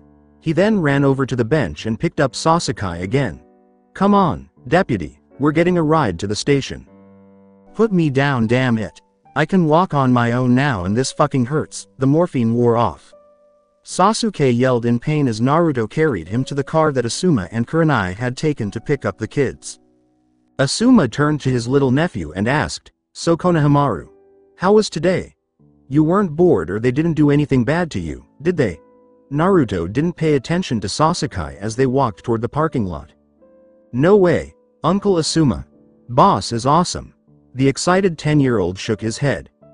"Boss?" Asuma and Kurenai asked over and over again. "Who is boss, Konohamaru?" the boy asked, and Kurenai shook her head, trying to figure out what he meant. "Naruto is boss," he said, trying to convey, "he's so awesome, he's the real deal. Just like all the stories you and Grandpa tell me about when you guys used to do it. A real mercenary. I want to hang out with him all the time." Asuma and Kurenai gave each other strange looks before the bearded man shrugged and walked to the car to start it. "Okay kids," Kurenai said with a smile, "it's time to take you all home. It looks like it's been a long day." She pointed them in the direction of the car and held them there. 30 minutes from now, Sasuke and Naruto were sitting on the subway train that was going back to their neck of the woods. They were both enjoying how empty the car they were in was. Sasuke tried to close his eyes to sleep, but the train's bumps and shifts made his wounds hurt more. Getting shot hurts. Sasuke mumbled as he leaned back in his chair, and Naruto poked one of his wounds, which was clearly bandaged. "Ow. Prick." Sasuke stared at Naruto while they talked about the pros and cons of trying to start a fight with Naruto's friend, a street urchin, on the subway. A man with silver hair who was about 5 years older than Naruto and Sasuke said, "I really don't think you should mess with your friend's injuries like that." He had his hair pulled back in a ponytail and wore purple hospital scrubs. "They look pretty clean. Shouldn't you still be in the hospital?" Naruto and Sasuke looked at each other and then realized that he had to work at the hospital based on what he was wearing and how he was acting around Sasuke in pain. "I'm fine," Sasuke told the young man as he shook his head. "I just don't want my stupid friend to poke me here." The man laughed and said, "Yeah, I guess that would be pretty annoying to any kind of injury." He then realized what he was saying and said, "Wait, you're Sasuke Uchiha." "Yeah, I saw you on the news today." He laughed again, but this time it sounded anxious. "I can't believe I'm actually meeting you. My name is Kabuto Yakushi." "You're a doctor, Kabuto?" Naruto asked him idly, not caring that someone else in the city was excited to talk to Sasuke. He was used to it after a while. "Do you know Rin Hitaki or a woman named Shizune?" "Yeah," Kabuto replied, "I'm an intern and I work under Shizune-san." Naruto's face lit up. "Do you know Shizune-san?" Kabuto finished hesitantly because he didn't know Naruto's name. Naruto told him his name and offered his hand for a shake. "Naruto Uzumaki," Kabuto said. "And yes, I know her. Shizune Nichan is one of the few doctors I actually trust. I love her like family." Naruto then looked at Kabuto straight in the eyes and said, "You don't give her any trouble, do you?" Kabuto began to move away and waved his hands in defense, saying, "And no. I don't, honest." Before getting hit in the head by Sasuke, Naruto said, "Good. What the fuck, deputy?" Sasuke painfully pulled his arm away from Naruto and said, "I don't understand why you think you have the right to talk to someone else about not making trouble. What did we just finish doing not even 3 hours ago?" It was Naruto's turn to huff. "That's it. I can cause trouble because I don't know any better. I'm not going to let some random guy mess with my big sister. That's my job." Sasuke rolled his eyes and looked at Kabuto again to try to make things better with this new person they had just met. He didn't have to think they were crazy just because Naruto was crazy. "Sorry about that. Naruto isn't very polite to most people," she said. "It's all right," Kabuto said. "I've had some rather unruly patients before. At least he didn't blatantly threaten me or curse me out. You'd be surprised how often I get earfuls every day. I wish I was more assertive like Shizune-san is with her patients. They never give her much of an issue at all." Naruto shook as he thought about how Shizune almost took away his manhood before it was even used. They don't give her much of a question for their own safety. "Shizune Nichan can be really scary when she wants to be," Naruto said. "I can see how Tsunade Ba trained her sometimes." The quiet medic with silver hair said, Well, it was nice to meet you both. He then added, my stop is coming up next, and I need to get out of here. 12-hour shifts aren't very fun. He said this with a hint of humor, holding on to the rail to help people get up as the train stopped. The doors opened, and Kabuto waved to both of them. Well, Sasuke-kun, keep up the good work. And Naruto-kun, if you see her, tell Shizune-san I said hello. We need to get home too, Kabuto. Maybe we'll see you around, Naruto told the man as he got off the train. I like that guy. He's shy, but he seems nice, he told Sasuke, who leaned back in his seat. As soon as the train moved again, Sasuke looked down at his wounds and said, Kami, I think I'm going to need that second shot before I get home. Either that or something to bite down on. My shoulders feel like they're being held on by electric tape. The stitches are good though. Naruto reached into his backpack and pulled out a syringe and the morphine that Shizune had given him because Sasuke was in pain. Deep breath, he said as he filled the syringe, and Sasuke did what he said. Sasuke yelled out loud in the empty train car, Gah! As Naruto stuck the needle into his shoulder. That hurts so fucking bad. Yeah, Naruto said, putting the needle on the train floor because he was not going to keep it with him. I know. Just calm down. In about 45 seconds, you won't even remember going through pain. It took Sasuke a little more than a minute and a half of heavy breathing before he calmed down again. Naruto put on his headphones and let Sasuke sleep while they kept going until they reached their stop. After an hour, Uchiha main house, he had never been more thankful for the darkness than he was at that moment. It seems that Sasuke was easy to get along with when he was high on morphine or some other kind of painkiller. He was friendly and talkative, and he wouldn't shut up the whole way to Sasuke's house, through his neighborhood, which was full of his family. Except for Itachi, Makoto, and Obito, Naruto knew that everyone in the clan hated him. He didn't have much to blame them for. He was and still is a bit of a punk kid, and he'll be the first to admit that he's been a bad influence on Sasuke. Because of this, the rest of the clan didn't like having him so close to their family. It wasn't really okay for Naruto to be so close to the head of the family because they were supposed to be the best at doing justice in the city. There was no one in his family who liked him more than his wife and two sons. Even Sasuke's dad didn't like him, but he would do anything Itachi told him to, even if it meant they would never see them again. When he and Sasuke were kidnapped years ago, Itachi was one of the few people in the world who fully respected him for what they did. Only he and Sasuke knew about it. They agreed to keep this secret until the end, even if it meant death. He didn't want either Itachi's career or the Uchiha clan's reputation in Konohagakure no Sato to be hurt. But that was a whole different matter. While putting Sasuke on the front porch of his house, Naruto wiped a bead of sweat off his face. After making sure that the Uchiha with the crazy look in his eyes was stable on his feet, Naruto rang the doorbell and ran out of the room as quickly as he could, not stopping or turning around. Good luck, Deputy.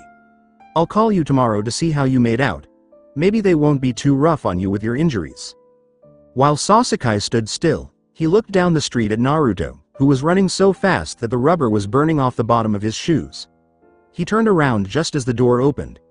Then he saw his mother, Makoto Uchiha, who looked very serious for no reason. Hi Mom, Sasuke said with a smile. Makoto shook her head and looked at her son. Sasuke, Itachi already told me and your father about the case you're working on. I hope you had a good day after what we saw on the news, because I don't think you'll have many free days until this problem is solved, she said, pointing out his ripped clothes and bandages underneath. What happened to you? You didn't look this bad on TV. Before going back to his room, Sasuke looked up at his mother and said, Long story Mom. He then slogged past her and walked through the living room, past his father, who was wearing a long black trench coat with the clan crest on the back, and past his brother, who was wearing a black shirt with the clan crest on the back and black pants. Both of them gave him Sharingan-enhanced looks that he couldn't care less about. You guys can chew me out tomorrow morning. I'm tired. Naruto says hi to you guys, he said as he left. Sasuke went back to his room and closed the door. The other three Uchiha in the house did nothing but watch. Then Sasuke's father asked, did he really just walk past all of us like we weren't even here? Makoto's face changed from serious to worried. Sasuke really looked beat up. Did he look like that when you saw him earlier, Itachi? she asked her oldest son. No, Itachi calmly replied. He must have had to fight again after I left him and Naruto-kun alone. He then turned to his father and said, I think we should wait to talk about Sasuke and what he's done until he's had enough rest. I think Itachi is right. He's here and he'll be here tomorrow. I'll make sure he doesn't leave Fugaku, Makoto said to Sasuke's father. He sighed as he stood up and said, Okay. I need to get to the station anyway. Itachi, if I'm not here when Sasuke wakes up, you can be the one to ask him about everything that's happened so far. He sighed again as he walked to the door and opened it. He then looked back at the others and said, There's a reason we stayed away from that case after it went cold. It's not something for a kid to handle in any way at all. He left and shut the door behind him. Makoto turned to Itachi and looked at the closed front door. She then looked back at Itachi and said, Itachi. Itachi stood up and put his hands on her shoulders to try to calm her down. Everything will be fine, mother, he said. I promise you that nothing bad will happen to Sasuke. That's my job, I'm his big brother, aren't I? He said with a ghost of a smile. Makoto looked at her son. Thank you, Itachi. I know that you will. I think I'll go to bed now. And don't think about asking Sasuke your questions without me there. I know I never made it up the ladder in the police force as far as you and Fugaku, but he's my son and I believe I should know what's going on as well. When his mother got angry, Itachi gave in without arguing, even though he was stronger than her. When she got angry, she was still very scary. He never quite got it, but Makoto told Itachi, Get some rest. I'll stay up for a little while longer. He then kissed Itachi on the cheek and went to sleep in the main bedroom. Itachi was the only Uchiha that was awake and moving in the house. He looked down the hall at Sasuke's room for a short time before going about his own business for now. At midnight, Kimimaro walked through the streets of Konoha. He stopped at the start of an alley and stared down it. After a short time, he walked into an alley where no one could have seen him. He waited for a moment before hearing a voice say, You took your time getting to the city, Kimimaro. The voice was sly and asked, Any loose ends? He said, No, and there was no room for doubt. Saken was burned to ashes by the Uchiha. I disposed of Yukon's body along with Hirobo's and Kitamaru's, and Tayuya won't be a problem. They knew the price of their failure and they underestimated the target and his resources. He laughed in disgust at their failure. If he were that easy to get, he wouldn't be useful to Orochimaru-sama's goals. The voice said with a hint of humor, Indeed. Well, based on how badly Sasuke-kun is hurt, I would say that you wouldn't have to worry about much of a fight from him for quite some time.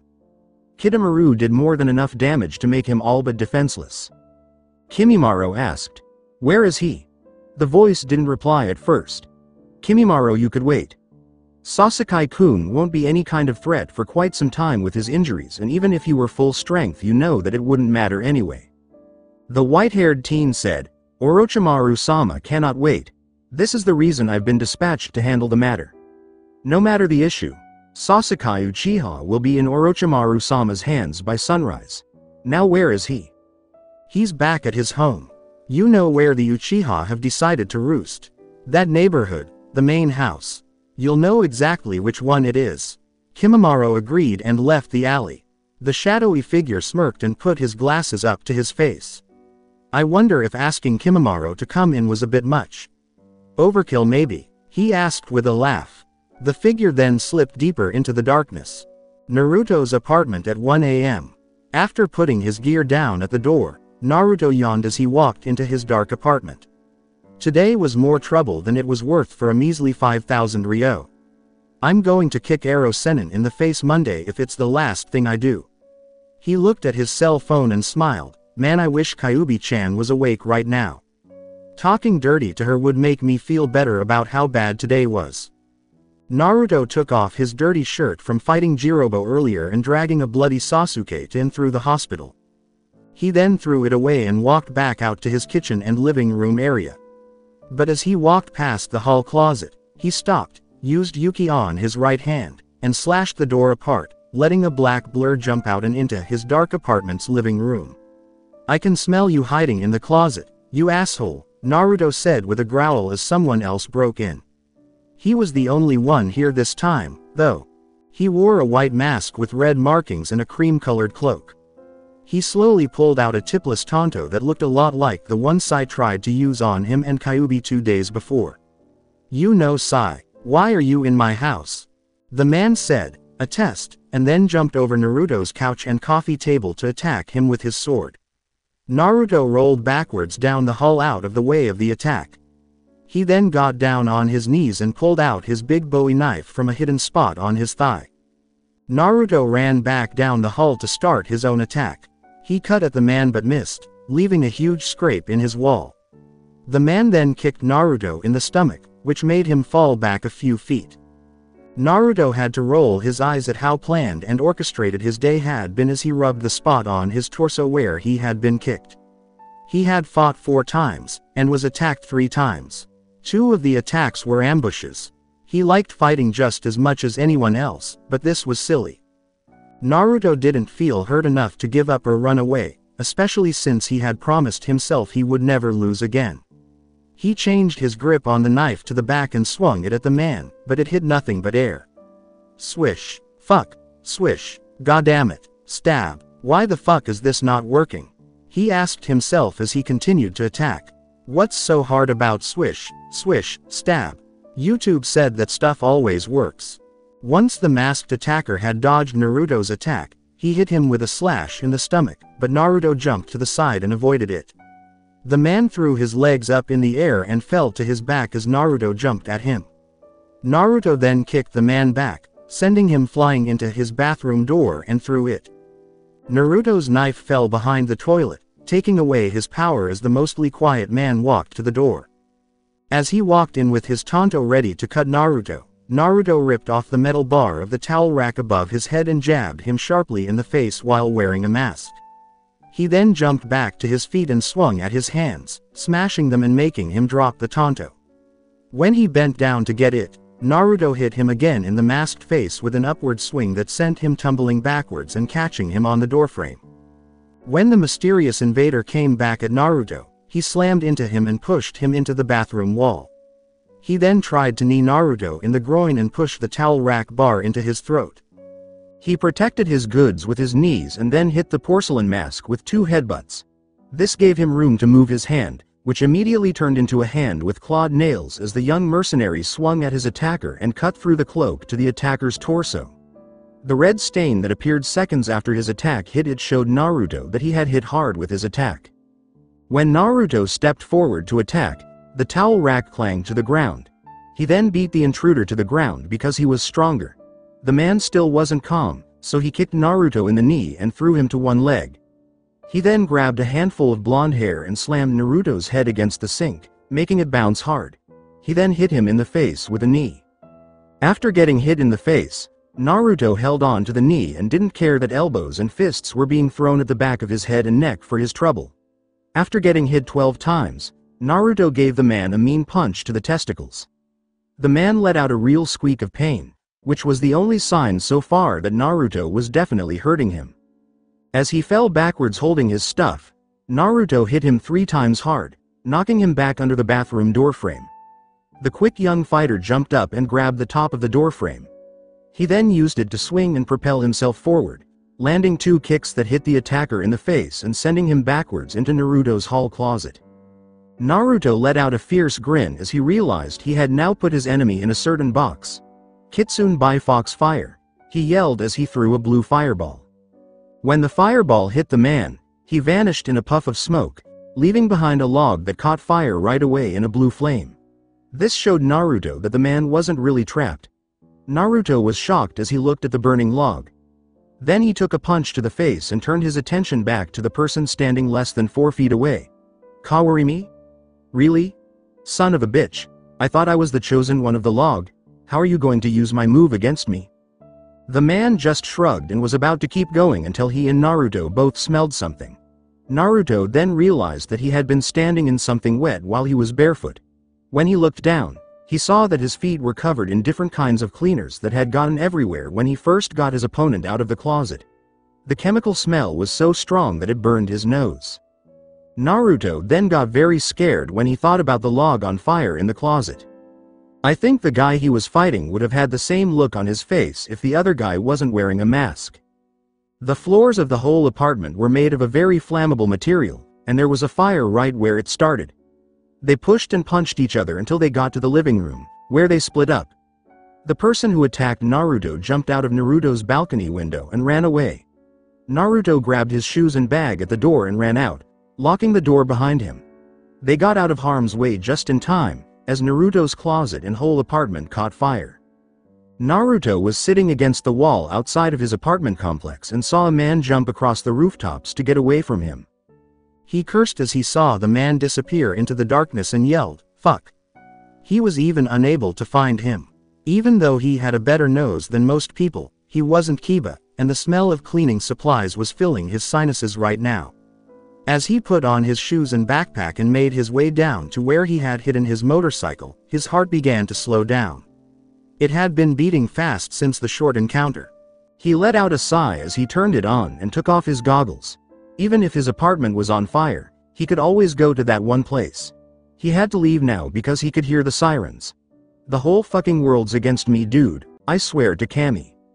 Main house of Uchiha. As he read the files he found in Sasuke's room while the younger Uchiha had been gone all day, Itachi smiled and said, "Little brother, you really need to learn how to hide things better." He laughed as he looked over the information Naruto had given Sasuke about Orochimaru. They both put their reputations at risk by working together in this way. And Sasuke for taking information from a PMC like Keishahime. Naruto for giving Sasuke such sensitive information in the first place. It wasn't even from their uncle Obito, where it might have been possible to explain it. That being said, it was pretty good information. To get all of this stuff, Naruto either had a really cool portable hard drive or a lot of copy machine credits. He hadn't forgotten anything. Everything that had Orochimaru's name on it was taken. It must have been awful for Sasuke to have to go through all of this stuff just to get something useful. But he thought it would teach him something for the future. Itachi stood up, let out a groan, and stretched his tense muscles. That night, he wasn't going to sleep. He wasn't going to sleep until Sasuke woke up the next morning and told the Uchiha family what he knew. He was going through all of Sasuke's Orochimaru stuff before Sasuke could say anything. As the older brother, it was his job to stop Sasuke from answering any questions the next day when he was giving his explanation. He had to enjoy the little things in life, and no matter how old he got, one of his favorite things to do for fun was to make his little brother move around and annoy him. Even though most of what was said about Orochimaru was out of date, he had heard scary stories as a child about how the man kidnapped people. The reason behind it hadn't occurred to him until he saw what Sasuke had gathered and realized that he was now reportedly after Sasuke. "Over my dead body you're getting Sasuke," he told himself as he went to the kitchen to make himself some coffee because, once more, he wasn't going to sleep that night. Thought to himself, "I've had enough of going through Sasuke's information. Maybe I should train." "Nah, that would be too loud. It would wake up Sasuke and his mother," he said to himself in a low voice as the coffee was finishing to brew. He poured himself a drink and then went outside to sit on the roof of his house and enjoy the quiet. He thought someone was standing on top of the roof behind him after a while. "Where is Sasuke Uchiha?" he asked. "Tell me now and I'll make sure you die quickly and painlessly." His eyes got narrow, he stood up, and he turned around to face the man who was 2 years younger than him. He got a cool, even look from a young man with white hair and 2 dots on his forehead. It was so good that it could have competed with his own. The calm Itachi put his hands in his pockets and reached for a fist full of shurikens. "Is there really a reason to fight? You're not going to get Sasuke. So go back where you came from and tell your master that he's not going to get my brother," he said. The strange young man looked at Itachi without saying anything and then nodded, as if to himself. "Then you are Itachi Uchiha. I am Kimimaro Kagaya. If you won't give me Sasuke Uchiha, I will have to go through you and take him." Tsubaki no Mai Dance of the Camellia. He pulled out a short bone sword and held it in his right hand. When Kimimaro cut him, Itachi said, "Feel free to try, but I wouldn't recommend it." He then jumped back off the roof and avoided the cut. He threw his shuriken at Kimimaro as he fell from the roof. The warrior with the bone swung the metal balls away and jumped off the roof to go after Itachi in the backyard. When Itachi's feet hit the ground, he looked up at Kimimaro, who had just fallen from the sky and was trying to stab him. He only got the ground when Itachi dodged. When Kimimaro missed, Itachi hit him with a kick to the head, but he was able to avoid it by perfectly bending backwards and hitting him with a backflip kick. Itachi did a cartwheel to get out of harm's way and kicked low with a sweep. Kimimaro dodged it again and then began cutting Itachi's lower body. As his enemy stabbed him several times, Itachi stayed hunched over and turned away. Itachi finally stopped spinning and pulled out a kunai to block Kimimaro's sword while they both stayed down on their knees. After that, they moved away from each other and stared at each other while still holding their weapons. "He's fast," both men thought at the same time. "I am the only one of Orochimaru-sama's forces that can handle this," Kimimaro thought to himself as he and Itachi looked at each other. "Why doesn't he use his Sharingan? That's what his family is known for." As he and Kimimaro fought, Itachi thought to himself, "Sasuke couldn't beat this person even if he wasn't seriously hurt. He can't keep up with him, Sharingan or not. His body is too slow. It doesn't matter how good he is. He won't hurt Mother or Sasuke, so he can't get past me." He then looked closely at Kimimaro's bone sword and asked, "What a strange Kekkei Genkai is that? What is it?" Kimimaro was the first to move toward the other person. He lunged forward, but this was just a feint to get Itachi to move toward him. When Itachi did, Kimimaro raised his free hand towards him with his fingers spread out and called out a jutsu called Teshin Senden, drilling finger bullets. Itachi was hit in the face by small, hardened finger bones, which jerked his body violently with the force of the attack. Ichimura's eyes got narrow when Itachi's body turned into a flock of crows that flew away. He looked all over the yard for Itachi and was amazed by how skilled the man was. "He's very fast. I never saw the hand seals for any jutsu, nor did I ever see him replace himself with the clone," he said. Itachi's body fell from a nearby tree as he threw his kunai at Kimimaro. The attack was deflected, but Itachi was gone again. "He's incredibly fast," Kimimaro said out loud. "I've never fought anyone so fast in my whole life." Kaden. Housenka no Jutsu. Fire Release. Phoenix Flower Jutsu. Kimimaro turned his head and quickly dove out of the way of a large group of fireballs coming from the roof of the Uchiha main house. Itachi's attack was more than a dozen fireballs, while Sasuke's was only 5 or 6. He was very careful to avoid them all because he knew that some Uchiha would hide weapons in their fireballs when using this technique. It worked out for the best when he found his body bound by almost invisible wire attached to the shuriken in the fireballs. "Clever," Kimimaro said, dropping his bone weapon as his arms and legs were tightly tied together. Itachi jumped off the roof and walked towards the man. "I like this so much," he said. "Now if you don't mind, I'll be taking you to jail right now. We need more information on Orochimaru anyway. Sasuke and Naruto-kun have a bad habit of not being able to keep his other workers alive after they're done fighting them. I would never betray Orochimaru-sama by giving trash like you and yours information," Kimimaro said defiantly. "And I find it funny that you think this is all it will take to hold me here." He then said, "Karamatsu no Mai Dance of the Larch," as bones grew out of his body and cut him free from Itachi's wires. This surprised Itachi, and he rushed at Itachi, who had dropped down to finish him by making him unable to move. Itachi planned to use Genjutsu to defeat him and had already activated his Sharingan to do so. This way, when the man came at him again, Kimimaro wouldn't catch him off guard. Unfortunately for Itachi, he was slower when he backed up than when Kimimaro was speeding up behind him. This was especially true since he had strange markings all over his body, starting from the spot on his chest right under his collarbone. That's the mark that Sasuke and Naruto-kun kept talking about. The little power kick that Kimimaro used to get to Itachi didn't give him much time to think about that. He ripped into Itachi's front while spinning like a top. His bones were sticking out of his body. But when Itachi tried to kick him to get away, his foot got caught in a kind of trap on Kimimaro's body that was made of bone. The man never stopped spinning, and he used that speed to throw Itachi hard against the stone wall that surrounded the rather large area of land that belonged to his family. Itachi looked down at the cuts on his chest that had ruined his shirt and made him start to bleed. Even so, they weren't even close to killing him, and that wouldn't have stopped him from trying to keep going. He saw Kimimaro running toward him in slow motion to finish the job he started. Itachi jumped on top of the wall and started running along its length, with Kimimaro right behind him. The eldest Uchiha son finally flipped off the wall and landed on the surface of a small pond that was there for looks. And something else, Suigaden Water Release, Waterfang Bullet. A mass of liquid formed into a spinning drill that was thrown at Kimimaro, But when he jumped off, it hit the wall and destroyed it. Before he did his next move, Itachi called out, "Kaden. Hijiko fire release. Running fire." And jumped into the air after Kimimaro. He made hand seals faster than he could keep up with. Itachi aimed at Kimimaro while he was in the air and kicked him, sending a wheel of fire flying at him and hitting him in the chest. He then flew into another yard nearby. When Itachi went after his enemy to make sure he was defeated, he jumped over a few more stone walls and saw Kimimaro standing up with his back to him. "I see that I was right to use Orochimaru-sama's gift to me. You are a very strong enemy," he said. Itachi's eyes got really big when Kimimaro turned around and saw that the top layer of skin on his chest had been burned off, leaving a layer of what looked like bone.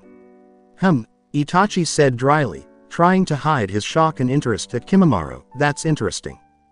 It is the Shikatsumiku dead bone pulse," Kimimaro clarified as the skin on his chest grew back.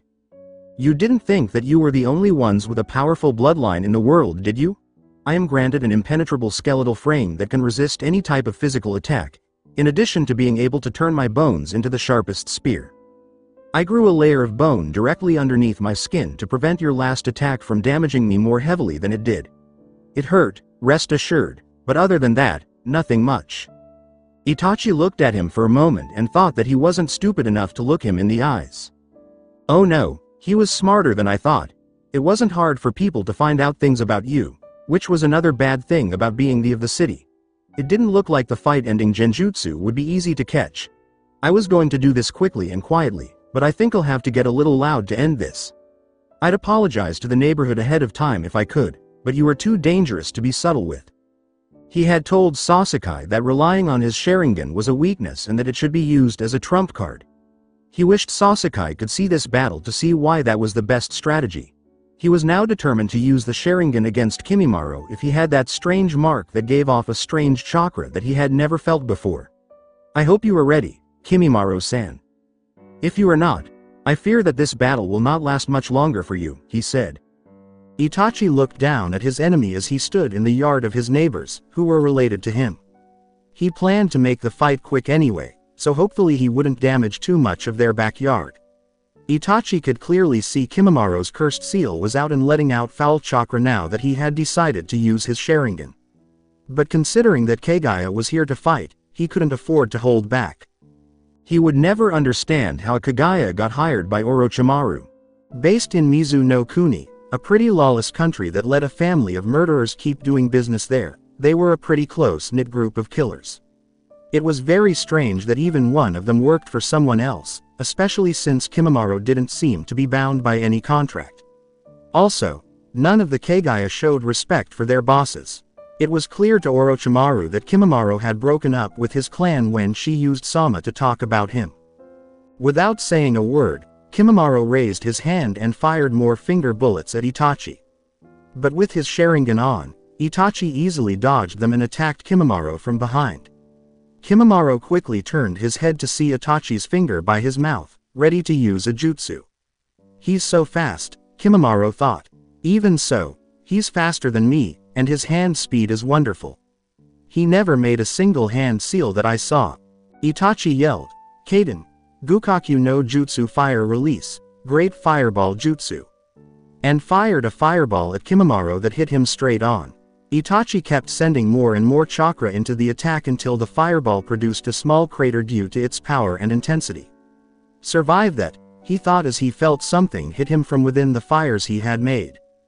"Karamatsu no Mai dance of the larch," Kimimaro yelled as he jumped out of the fire and spun around quickly. Though Itachi didn't get hit, he gave Kimimaro a mean look as he checked the young man's damage. Itachi saw that most of his clothes and most of his skin were completely burned. Itachi's fire had even burned off some of his skin. Muscles and tendons were clearly visible and were burning very badly, but Kimimaro's voice didn't show much or any pain or discomfort, even though every movement he made sounded like skin and muscle being pushed past the limits of what their injury should have allowed them to do. "I won't die so easily," he said. As he spoke, the cursed seal started to cover even more of his body. With a long, spiked bone tail and 6 big bones sticking out of his back, Kimimaro said, "Now it's time for you to fall, Itachi Uchiha." My power is multiplied in this form. Itachi closed his eyes again and said, clearly, and I cannot let this battle continue any longer. He wasn't scared at all by Kimimoro's new form, even though it looked pretty scary. You are truly talented, but if you are here for my brother and you are working for Orochimaru, you cannot win here.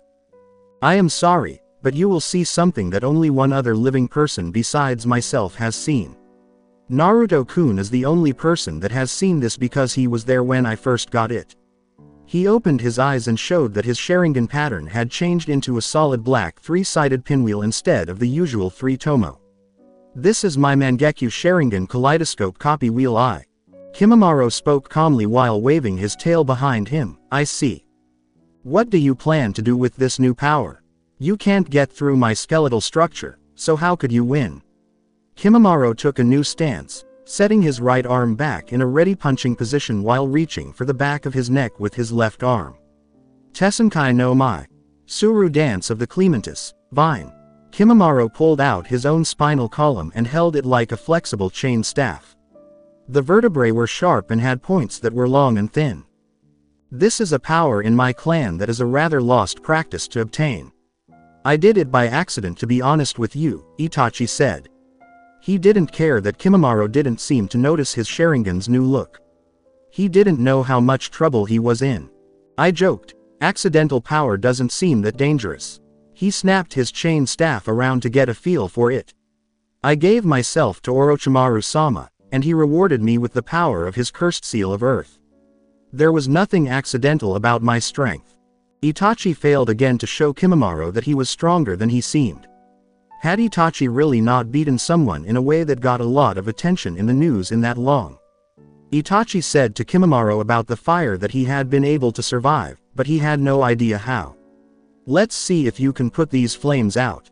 Amaterasu illuminating heaven. Kimimaro didn't know what was going on when his body caught on fire again, but this time the fire was black. What are these? Why? Kimimaro asked, because the flames were a million times stronger than the last fire he was in. He couldn't even feel the pain anymore because every nerve ending in his body was on fire and going numb. You will not put these flames out. Itachi said strongly. Water will not work, and these flames will burn until they reduce the target to mere ash. The fires from hell as hot as the sun itself. My Amaterasu, the most powerful fire-based ninjutsu in existence. Kimimaro fell to the ground. The fires had burned his muscles to ash, just as Itachi said they would. Now his organs were feeling the effects through his bones, O Orochimaru-sama. Itachi closed his eyes as a few drops of sweat started to fall from his face. It still drains me so heavily, he thought to himself. Kimimaro was in such an advanced state of cursed seal that he moved so slowly that it was easy for Amaterasu to hit him directly. He didn't have a shirt on, so the fact that the flames couldn't reach his body sealed his fate. He just stood there patiently while he assured himself that he had killed Kimimaro before finally attempting to put out the flames that were spreading from Kimimaro's body as it burned on the ground.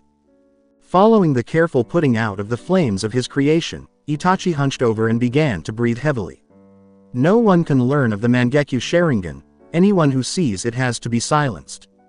If anyone in my clan found out that I have it, they would ask too many questions. At least Naruto-kun knows the secret. He looked at the body of Kimimaro. His bones were the only thing that was left of him. Itachi frowned and picked up the body. His original plan to stay up all night had been ruined, and he would have to stay up until dawn to bring Kimimaro's body to his police station for an autopsy.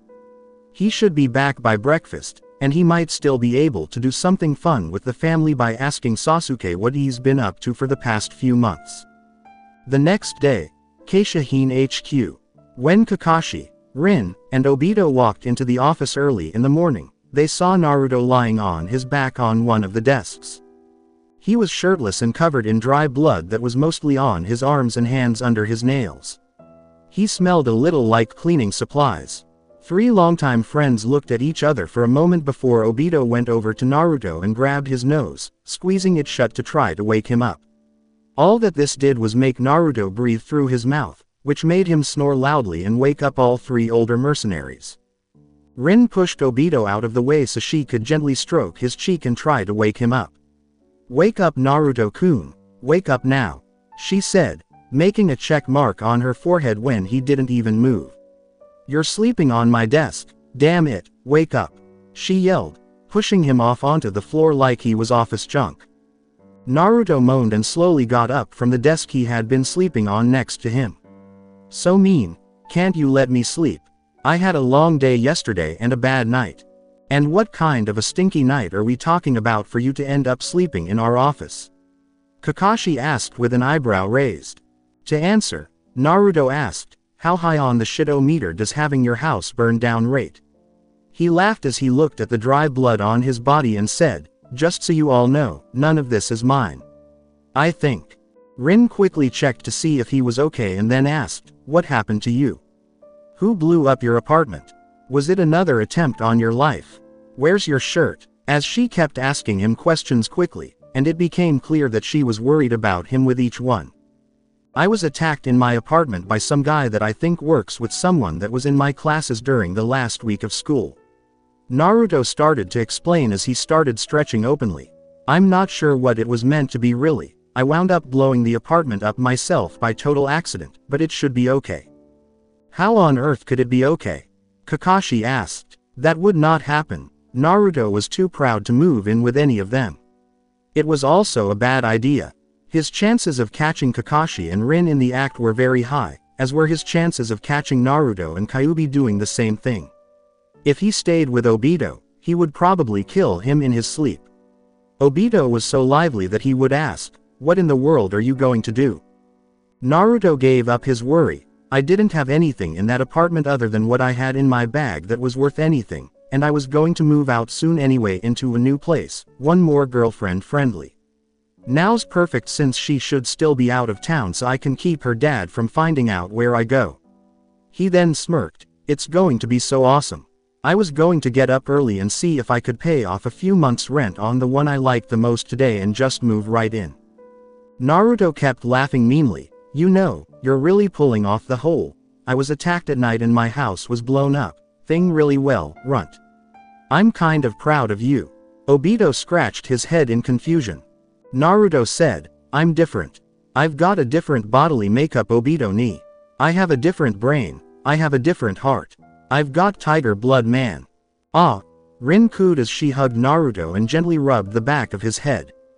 Before he could even start to enjoy it, she grabbed him by the arm and glared at him. If this happens again and you don't call me or one of us, I'm going to have surgery and put a cell phone in your forearm so you never forget, okay? As Naruto talked to his wife, Kakashi laughed and looked at him with shame. That's a little extreme, don't you think, Rin? Naruto took a few steps back when Rin asked. No. She answered honestly, Naruto-kun is like my baby brother. He's like family, and if you're a part of my family, I will love you violently. Obito stood next to Kakashi, and the two of them both blinked at what she did. Dark Sheep Uchiha leaned over to his friend and said in a low voice, yeah, you can really see Kushina-sensei's influence in her more and more these days. Kakashi agreed and said, yes, of course. Still, my wife is hot. Never said she wasn't, Kakashi said, interrupting Obito. What, I was just agreeing with you, damn. Obito quickly agreed. When Rin smelled the industrial cleaning supplies on Naruto and saw the blood on him, she said, you need a shower Naruto-kun. Naruto looked at himself and smiled. Yeah, I know. Too bad there's nowhere to go until I get my new place. It comes with all of the utilities and everything, so the first thing I do after I sign my name and fork over the cash. Oda asked him in jest, who's going to rent an apartment to a stinky, bloody kid? Naruto replied with a sarcastic grin, someone with common sense would know that the right question isn't whether or not to let me live there, but why am I bloody? What did a kid like me do to get the money to pay almost a year's rent in advance, and does it have anything to do with the blood? He then began putting on his shoes and slung his bag over his back. But I guess you guys are right. I know where I can go to take a shower. Where are you going to go? Kakashi inquired. It's Monday, so you should be reporting to Jiraiya-sama today. It better not be too far away. Naruto began to leave the office and yawned. It won't be. I'm just going somewhere to shower and get some decent sleep. Desks aren't as comfortable as I remember they were when I was a little kid.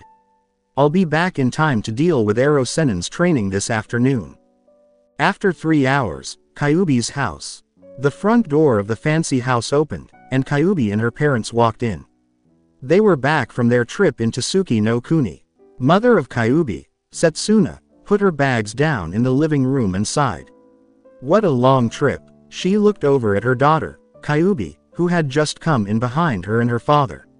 I hope it wasn't too boring for you all by yourself for most of the time, sweetie, she told Kyuubi. It was fine, she said. I was the one that asked to go, remember?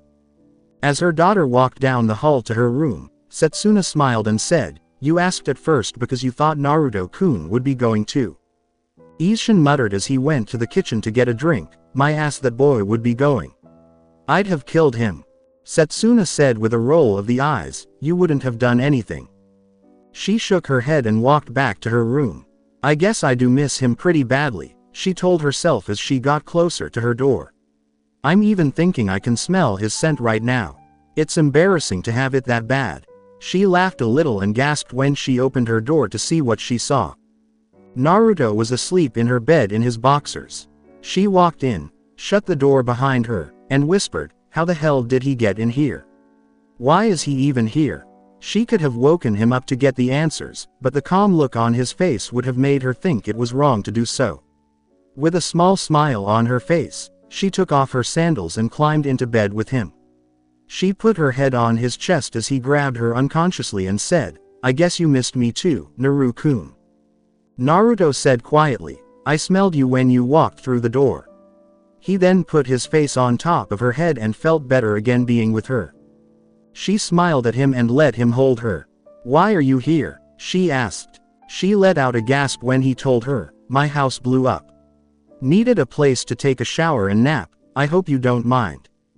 Who did it? She asked him. He was on a mission, but he thought his house had nothing to do with it. Oh Kami, I'm sorry. What are you going to do? Are you hiding here from someone?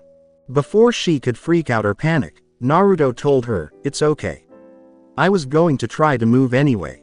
This just pushed me to get my bug in gear to do it. Don't worry about it. Kyuubi made a face but didn't say anything. He told her not to worry even though his house was blown up. What did she need to do? Then she had a brilliant idea about why he wanted her to forget about it. You blew it up yourself, didn't you? She asked him in a serious voice. Naruto said with a smile, well, I was in a fight at the time, but I will admit that a badly aimed fireball was what caused the explosion. She shook her head and said, of course it did. For a moment, she thought that someone had really put something in his apartment that would blow it up. Even so, he told her that he was fighting, which made her even more scared. Why are people after you? I don't hear of anyone else going after other mercenaries like you, she asked. It's because I'm still killable. Naruto told her, getting a confused look. Older operatives already proved that they're tough to kill, and by now because of the stuff I already did people know that I'm dangerous, but they don't know to stay away. Killing me while I'm still weak would solve tons of problems in the future, so certain PMC's higher-ups would try to do it. He then looked confused, but this wasn't another attack like before. I think the guy the first fought last night has something to do with Sai. That person again. When Kyuubi thought about the strange boy they had fought not long ago, she bared a few teeth and asked, how do you know it was someone connected to him? Naruto wriggled his nose as if in a memory. Both of them had a certain kind of scent. Sai smelled like ink and something else, and the other guy just smelled like the something else. The something else was disinfectant. I don't know any one person that ever smells like that, so having two people with that particular scent is kind of hard off to be a coincidence. He had the Tonto like Sai had too. The sound Kyuubi made showed that she understood what was going on. So what are we going to do about this? Naruto smiled at her. I'm going to keep doing my job, and bully Ero Sennin into teaching me a jutsu in exchange for that bum-ass mission I just did yesterday. Way too much trouble for nowhere near enough pay. And then I'm going to somehow find that pasty bastard Sai and shake him down by any means necessary to find out what the fuck he and his friends want with me. He then poked her lightly. You, on the other hand, are going to keep your sexy little backside out of it and enjoy your summer. His response was Kyuubi biting the finger he used to poke her. Her sharp teeth made him almost lose it, and he had to hold back a yell of pain. It would not be right for her father Isshin to notice that something was very wrong in his home and then pick up on Naruto's faint scent like Kyuubi did. When she realized she had broken his skin with her bite, she quickly let go of his finger and said, "Make me." Surprisingly, her voice sounded very seductive, which made Naruto smile big. "You know what? I can make it so you can't even walk, let alone follow me around. It sounds bad, but you'd enjoy it at the time." "Oh Naru-kun," Kyuubi said as she pushed him onto his back and climbed on top of him to sit on his waist. In case the feeling of her slowly pressing against his pelvis and all of his front attachments wasn't enough to get him excited, seeing her slowly lick the small amount of blood she had drawn from biting him did. "If you think you have what it takes to actually fuck me so that I can't walk, then you've either forgotten about regeneration or picked up something new while I was gone. Either way, I'd love for you to try it." The moment Naruto turned her over, she let out a happy squeak as he put his mouth next to her ear and said, "You know, I think I'd like to try it too." He growled and lightly bit her earlobe, making her laugh as she ran her hands over his bare back. When Naruto's nose twitched, he pulled away from her and looked fearfully at the door. He kicked himself because he seemed to forget where he was and who else was there at the time. Isshin stuck his head through Kyuubi's open door with a glare and sniffed the air. "I smell blood, fear, shame, and ramen. Where is he?" he asked, referring to Naruto. Naruto had disappeared in the time it took her to look away from him and at the door opening. "Wow. Fast," she thought as she quickly thought of an excuse. She saw Naruto's clothes lying nearby on the floor and said, "I made Naru-kun leave a set of his clothes here the last time he came over so that I could wash them for him. I guess we left before I could do it." She then picked them up and pushed them in her dad's face, hoping that the strong smell would take his attention away from looking for Naruto, who was still somewhere in the room. It was very strong smelling like Naruto's clothes from yesterday's mission and the fight in his house. Isshin turned away and said, "Well, throw them into the washing machine. Don't choke me to death on them, dear." He then left the room and closed the door behind him. As Kyuubi breathed a sigh of relief and searched her room for Naruto, she gasped at what might have been possible. Did he finally learn how to do Kitsune no Manto Foxcloak? She asked excitedly but in a low voice. With that method, she thought there was no way he could learn it anyhow. Kyuubi heard someone making fun of her from somewhere in her room say, "PSSHT. Yeah right. I still stink at illusions Q-chan." Suddenly, one of the many pillows on her big bed turned into Naruto. "I forgot I knew how to do this move," he said with a happy voice. Kyuubi blinked and walked back over to him. She sat down on her bed and tried to figure out what had happened. "So Kitsune no Manto can't make you invisible, but it can make you a pillow." "How?" Naruto replied, "That's the first jutsu I learned. I stopped using it because I thought hitting people in the face would be more useful than changing into stuff. That's what that does, it lets me change into other stuff. It's a physical transformation. Henge no jutsu transformation jutsu." Kyuubi gave him a dry look that made him tilt his head at her and ask, "What's wrong?" That's what she asked him. How do you forget that you could change into other things? She really wanted to know how he did that. He lightly tapped his head 3 times and said, "I've taken a lot of hits to the head since I learned the jutsu when I was 9. It's a miracle I can still write my own name." He let out a sigh and kissed him on the cheek, saying, "So sweet, so crazy, and so dumb. I love you Naru-kun." "I love you too?" she asked. He wasn't sure if he should be angry or upset. He then took her pants off and checked the time on his cell phone. "Okay, I need to go get my new place. I'll call you tonight after I'm done training, okay?" Naruto pushed his legs through his pants to put them on and look for his shoes and socks. Kyuubi nodded and stood up. "Since your house blew up, that means you don't have any clothes, right?" The Naruto told her, "Nothing but the stuff I've got on right now." Some of the things he was wearing were his goggles, backpack, orange shorts, socks, and white high-top sneakers. That's all he could get out of his apartment before it caught fire. Naruto had to stop and fall to his knees in pain as he thought about what he had lost. "No, I had a cabinet full of ramen that I never got to eat. It's all gone. You crazy people blew it all up." His eye twitched. "You were the one who set it off." "Right," Naruto said, Snapping out of his sadness, I blew it all up. And people keep calling me a maniac, a sociopath, or something else, so why not? It didn't matter what Kyubi said. She walked around her bed to get to him. I'm going to get you some clothes to replace the ones you lost. She smiled when Naruto gave her his card right away, without taking out his wallet. Good boy. Now what colors do you want? He made her palm her face right away and said, orange. When Kyubi tried to explain what she meant, she said, I knew that. What other colors? Naruto said, I don't really care. He said, whatever you get me I'm sure I'll like. Just, don't break the bank on this one Q-chan. Chances are, I'm going to have to pay damages on my old place and I need to check my balance and see what I've got left. Kyubi told him, you still have about 19 million ryo in your account. She looked at his nails. She flushed when she saw Naruto staring at her. What? The only time you really spend money is when you're with me. It's not that hard to figure out how much you make and how much you have left over whenever we do something, she said. When he didn't stop staring at her, she huffed. Fine, call your bank and find out that way, but you'll just be wasting everyone's time. That was not what Naruto did. He put his check card firmly in her hand by grabbing her wrist. This showed that he believed what she said. Use debit, not credit. The PIN number is. He let Kyubi finish, minus 1835. I've seen it so many times I won't forget it. Naruto said, right. I've tried my luck here for too long, I'm out of here. He then went to her window and carefully opened it before breaking out. Where did you park the bike?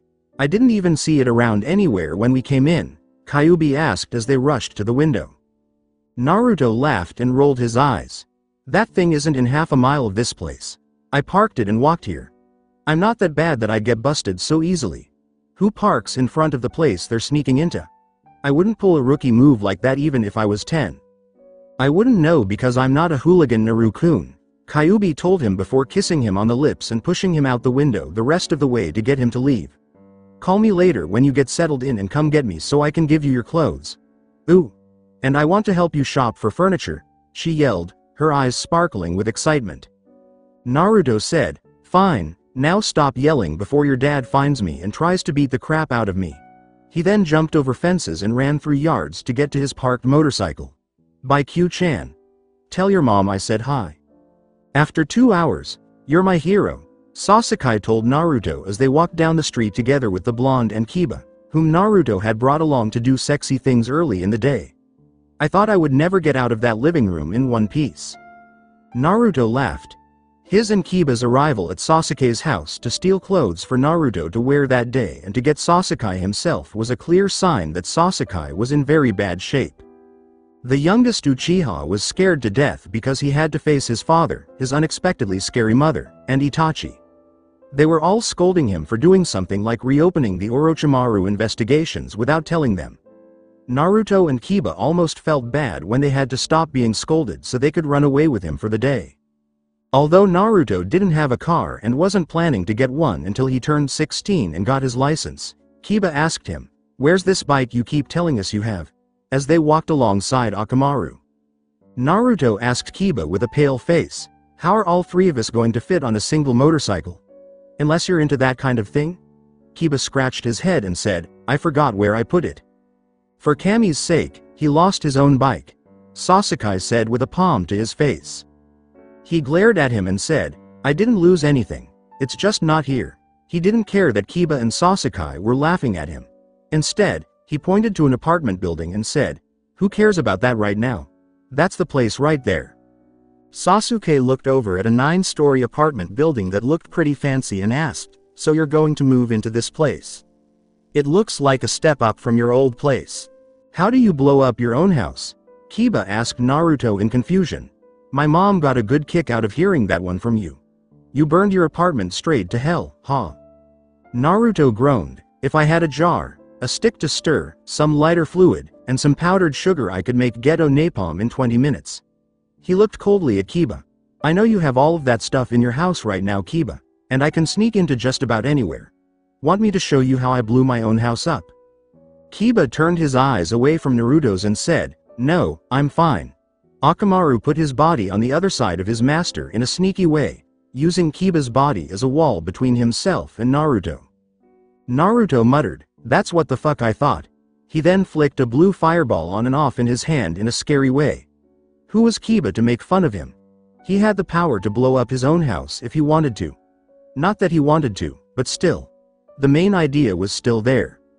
Sasuke turned his attention to him and asked, "Are we going to go in or what?" in response to the threat. Naruto's mood changed again, and he led them with a smile to the front doors of the complex. "Yeah, let's go in so I can get the coolest apartment they have," he said. "Come on. Let's go see if this place is all it's cracked up to be," Sasuke said as he shook his head and snapped his fingers in front of Kiba's face to wake him up. After Sasuke and Naruto, Kiba followed behind them and scratched his head. "Remind me why I hang out with you guys again?" He smiled, because the alternative right now is Shikamaru and Choji and they would only do one or two things all day long. "That's right," Kiba agreed as they walked in and saw Naruto enthusiastically ringing a desk bell from inside an office off to the side. "Oi!" Naruto yelled with joy, "I'd like to rent out this apartment, but I think someone already has it. Why don't you help a kid who's having a bad time?" "Don't shout. I heard you ring the bell and was on my way back here," she said. A boy about their age with bushy brown hair and sunglasses walked past them on his way into the office. He wore a light green long-sleeved shirt with buttons all the way up. The collar was turned up so that you could hardly see the bottom of his face. "So you were here to find a place to stay, Naruto-san?" he asked as he sat down at the desk. Naruto, Kiba, and Sasuke all looked at the person at the desk for a moment before Naruto asked, "You know my name?" He looked at them all with surprise. "It makes sense for me to know the names of my classmates," was the answer from the person. "Which class?" Naruto asked with a raised eyebrow. "All of them." Naruto was shocked by that answer. "Every class except study hall." "Why?" "Because I'm not that lazy as to sign up for that class," the guy replied. How did he not know that this guy was in all of them? Naruto gave the boy such a hard look that he had to squint his eyes. Then he slowly raised his finger and asked, "And who are you? You don't really ring a bell." "Shino Aburame," he said with a sigh, "and I suppose I wouldn't with all of the things that you get into during school hours, Naruto-san." Kiba hit Naruto in the side. "How did you not know that this guy was in all of your classes? I mean, eventually the point would have come up when you kept seeing him, right?" "Hey, don't be silly. The only reason I didn't skip school every day was because of Q-chan, and the only reason I know you guys well enough to talk to you is because I've known everyone I talked to at school for years." He turned to Shino and said, "I don't think we've ever said even 2 words to each other." He then smiled and said, "But, if you or your family are my landlords, then I guess we'll be talking a lot more." He extended his hand to Shino and said, "Nice to meet you." Shono cautiously looked at Naruto's hand and then reached out to shake it. "Yes, well, you said that you wanted to see one of our apartments?" Naruto replied. Naruto pulled his hand back and put it in the other one behind his neck. "Yes, please give me the best one you have, on the top floor." After reading something with his finger, Shino looked through a notebook and said, "The best apartment you say? I think I've got what you're looking for." He then stood up and walked out of the room, saying, "Follow me please." Naruto rubbed his hands together in excitement as Shino pressed the elevator button outside of his office. "I'm sure you won't be disappointed with this, Naruto-san." Main house of Uchiha. While Itachi was sitting on the roof of the house looking out at the backyard like he did the night before, he felt his father come up and stand next to him. "Yes, father, can I help you?" "What do you think we should do?" Fugaku asked Itachi as he looked out at the scene his own son was enjoying. "Isn't this your choice?" Itachi asked, keeping his eyes on the scenery. "You're the chief of police." He smiled and shook his head. "Itachi, we both know you're stronger than I am. Stop acting like you aren't," he said. "Perhaps so, but you're still my boss, right? You're the one who should be in charge," Itachi said with a thin smile. Fugaku gave his son a pat. "Maybe for right now, but you should know good and well that when I decide to quit you're the one that's getting my job next. Sasuke would be safer with you figuring out how things should be done than me, and don't act like that's not what you want anyway." Itachi let out a brief laugh. "I suppose I'll keep training Sasuke all through the summer." By fall his improvements should be extensive enough for him to be left alone at school, especially since Naruto-kun will be there as well to make sure he's safe. Fugaku made a face and nodded. Even though he didn't like Naruto much, it was clear that he was friendly with his sons and that both Sasuke and Itachi trusted him. By now, it was clear that he was also very loyal to his sons as friends and to his wife Makoto for always being kind to him. And if another move is made, between myself, Naruto-kun, and Sasuke, 5 of Orochimaru's operatives were eradicated by all of us. Itachi said, this has bought us some time, but if we had been able to get one of them to pump for information that would have been better. He turned to his dad and looked at him. What does he want with the Sharingan? And why move now instead of all of those years ago? He could have captured Uchiha back then, and why is he after Sasuke in particular now? I couldn't tell you, Fugaku sighed, but we can be ready and find out as we go along. He walked to the edge of the roof and jumped to the ground below to go back inside. I'm going to the station. If anything comes up, call me or stop by my precinct. Itachi gave his father a silent nod and waited until he heard the front car's engine rev as it drove out of the parking lot. Maybe I could ask Obito Ojisan for help. He must have someone in his company who knows more about this personally than we do, Itachi said. Naruto, Kiba, and Sasuke in the northern part of the Bowery. As Naruto, Kiba, and Sasuke got out of the elevator, they were shocked by what they saw. There were no one who saw this coming when Naruto said he wanted to see the best place that Shino and his family had in this apartment building. But since Shino looked through the elevator keys and stuck one into a slot so they could get to the apartment on the top floor, they should have thought something like this would happen. Kiba looked around and asked, Dude, are you serious? Are you really going to buy this place? Yes, Naruto said with a firm smile. Yes, I am. I want this apartment right now, Shino. I don't care how much it is to rent. Give me a number and I will pay it and give you over a year's rent right now. The whole top floor of the building was Naruto's to use however he pleased. Because the rooms were so big, Naruto had no idea how he was going to fill them. He thought he had a big living room that turned into a kitchen, just like his old place, but 10 times better. He also thought he had 4 bedrooms, an office, and 2 bathrooms, including a master bathroom connected to the master bedroom that made Naruto gasp when he saw the tub and shower and imagined doing adult things with Kyuubi. There were also stairs that went up 1 level to a small sunroom area that opened up to a large balcony that covered a quarter of what should have been the roof and had a view of the 9-story apartment building, in a penthouse style. Shino wrote something on a piece of paper in a notebook, tore it out, and gave it to Naruto.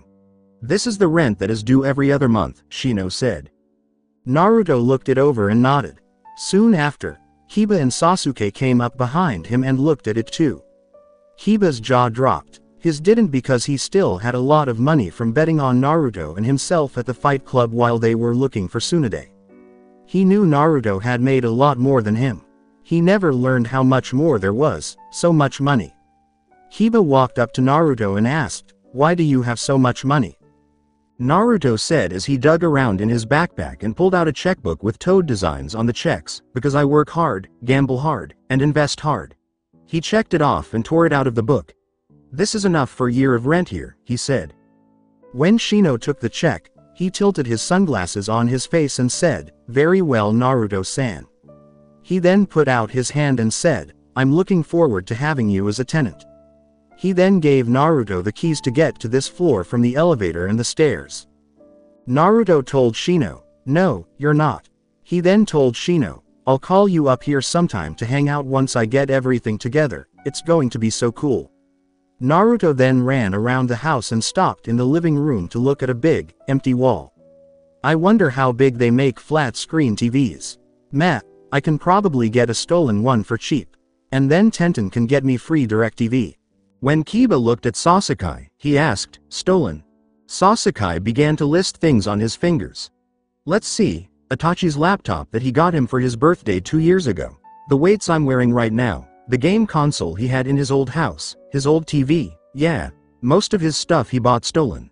I don't even really care anymore at this point.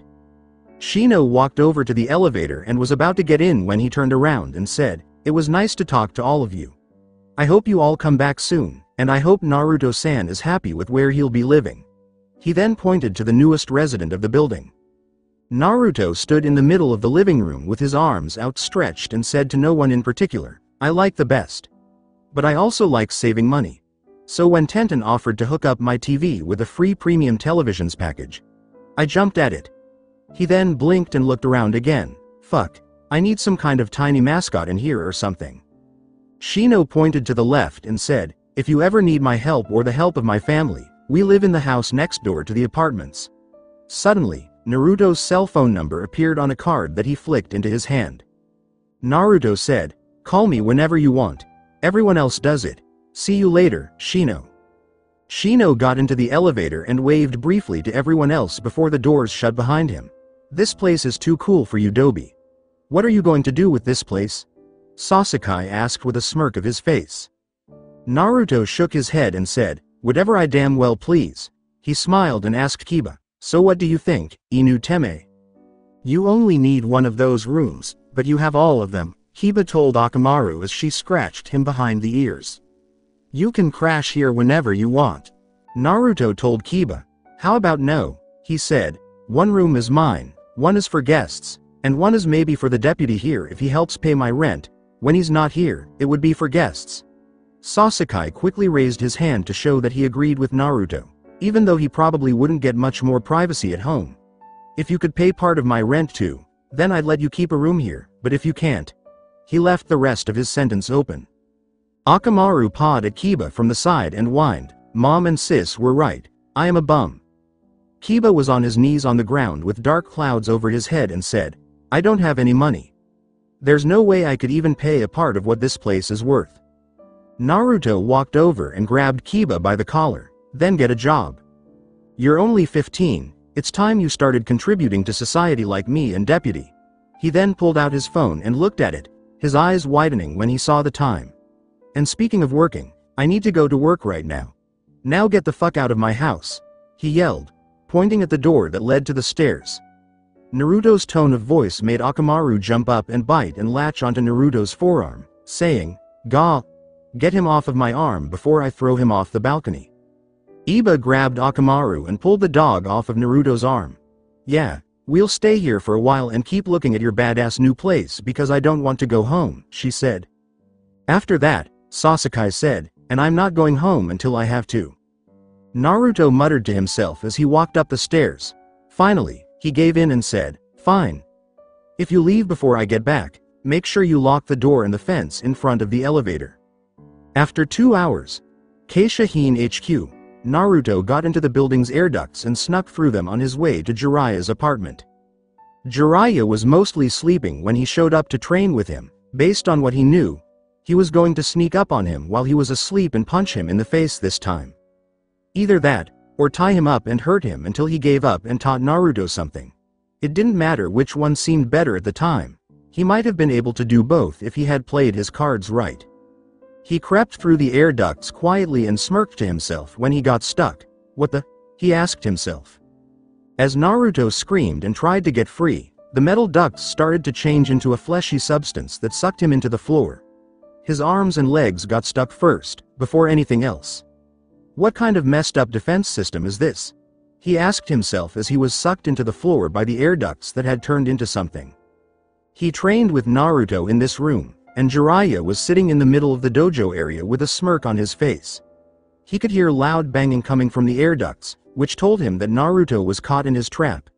He didn't think the kid did a bad job getting in through the roof, which made him want to get that fixed before it destroyed them all since there was no defense system. He had been meditating, and as soon as Naruto touched the roof, he knew who it was. He said to himself, "Welcome back," as the ceiling of the dojo turned into the same fleshy substance that had caught Naruto and spit him out, landing him face first on the floor. The ceiling went back to normal, and Naruto jumped to his feet. He then pointed at Jiraiya and said, "Don't ever do that to me again. I don't even want to know what just happened." "So are you ready for your ass whooping?" Jiraiya asked with a laugh as he stood up and cracked his joints. Naruto said with a raised eyebrow, "I have a better idea. Instead of beating the crap out of me, how about you give me a new jutsu?" He asked him, "Why would I do that?" Naruto then smiled and said, "Because Tsunade Ba was reading the mission reports when I got here, and I quickly wrote mine out to give to her instead of you." Jiraiya's face turned very pale. And she should have finished about 30 seconds ago since sneaking all the way down here took 20 minutes. Just then, a huge bang could be heard on Jiraiya's huge double doors at the front of the living quarters, saying, "Good luck with that." "What's it going to take for you to calm her down?" Jiraiya asked Naruto as she walked to the front door. "A jutsu," Naruto said, "because I got paid shit for the last mission. 5,000 ryo that I had to split for any kind of mission is shit. It was a waste of my day. I made twice that much back when I was outsourced missions." Another loud set of bangs sped up Jiraiya's thoughts. "Fine. I have a jutsu for you to learn. Just tell her to leave when she comes in here or no deal." As Naruto left the room to open the front door, he said, "I'll do my best, Arrow Sennin." Jiraiya was left in a panic inside the dojo. "Hi Tsunade-ba, what's up?" he asked with a big smile as he opened the front door. When Tsunade saw Naruto, she took off her frown and put her hand on his cheek, saying, "I'm just looking for that damned pervert. Is he in here, brat?" "Tsunade-hime?" Jiraiya asked nervously as he finally got the courage to leave the safety of the dojo and face his fate, no matter what it was going to be. "How are you?" "I just got done with some light reading from the brat here. 5,000 ryo. No one works for crap like that here. What makes you think that underpaying even a rookie is okay, you cheap jerk? Especially one with no other way to support themselves." "I'm glad you said that, Haim," Jiraiya said, trying to think of a good thing to say so he wouldn't end up on the wall nearby. "I was going to teach him a high-class jutsu in exchange for giving that mission to Sarutobi-sensei." "Sensei?" Naruto put that one away to look at later. What interested him more was the jutsu that Jiraiya was going to teach him. What would it be? He had recently used a lot of them against him in his regular beatings, so no one knew for sure. There was a threat in Tsunade's eyes as she asked, "That better not be your transparency jutsu. You remember what happened the last time you tried that around me, don't you? You beat me so badly that I almost died. How could I forget?" After taking a step back, Jiraiya thought, "No, not that one. I was going to teach him." "Teach him?" He said this over and over as he tried to think of something to teach him. Tsunade asked, tapping her foot on the ground as if to say it had better be good after what she had read in his report. "You were going to teach him what exactly?" Before smirking and crossing his arms in a happy way, Jiraiya looked over at Naruto and said, "I was going to teach him how to do the Rasengan." It was like the answer had been clear the whole time. Tsunade looked over at Naruto for a second and then back to Jiraiya. She had forgotten how angry she was and said, "Well, I guess that's more than good enough for him to learn for payment if he agrees to it." She looked over at Naruto, waiting for him to answer. He had no idea what Rasengan was, but based on how quickly Tsunade had changed her mind, it had to be a game changer. It would be helpful for him to know. Yeah. Sure, let's go with that. I don't know what that's going to do, but let's try it." Jiraiya walked up to Naruto and slapped him on the head. "Kid, believe me when I say you were born to learn this jutsu. You can even train at home without any problems. Are you ready to begin?" "Fine," Naruto told the two older mercenaries with a smile. "Let's get to work." Place in Konohagakure no Sato not known. The man in the mask that Naruto fought last night bowed to a man sitting behind a desk in a dark office. A very old man wore bandages around his head and right eye. He also kept his right arm hidden in a big brace that he carried around in a big black sling. He wore a black suit under a trench coat that was pulled back over his right shoulder to keep his right arm free. He had a X scar on his chin. The man in the mask said, "Danzo-sama, Sai's previous report on Naruto Uzumaki's abilities is well-founded. Bandages could be seen through his cloak from where Naruto had cut him deeply the night before. He has very dangerous abilities, and it would be best that we keep an eye on him." The man in the mask quickly left, leaving Danzo to think, "I think it would serve my purposes to keep an eye on you, Uzumaki. Sai said your chakra had an odd taint to it, and the ethereal blue fire you had wasn't from human chakra. Maybe the source of your strange powers would do my root good to have for itself." I will continue the story in next part. Till then, we weeb offline.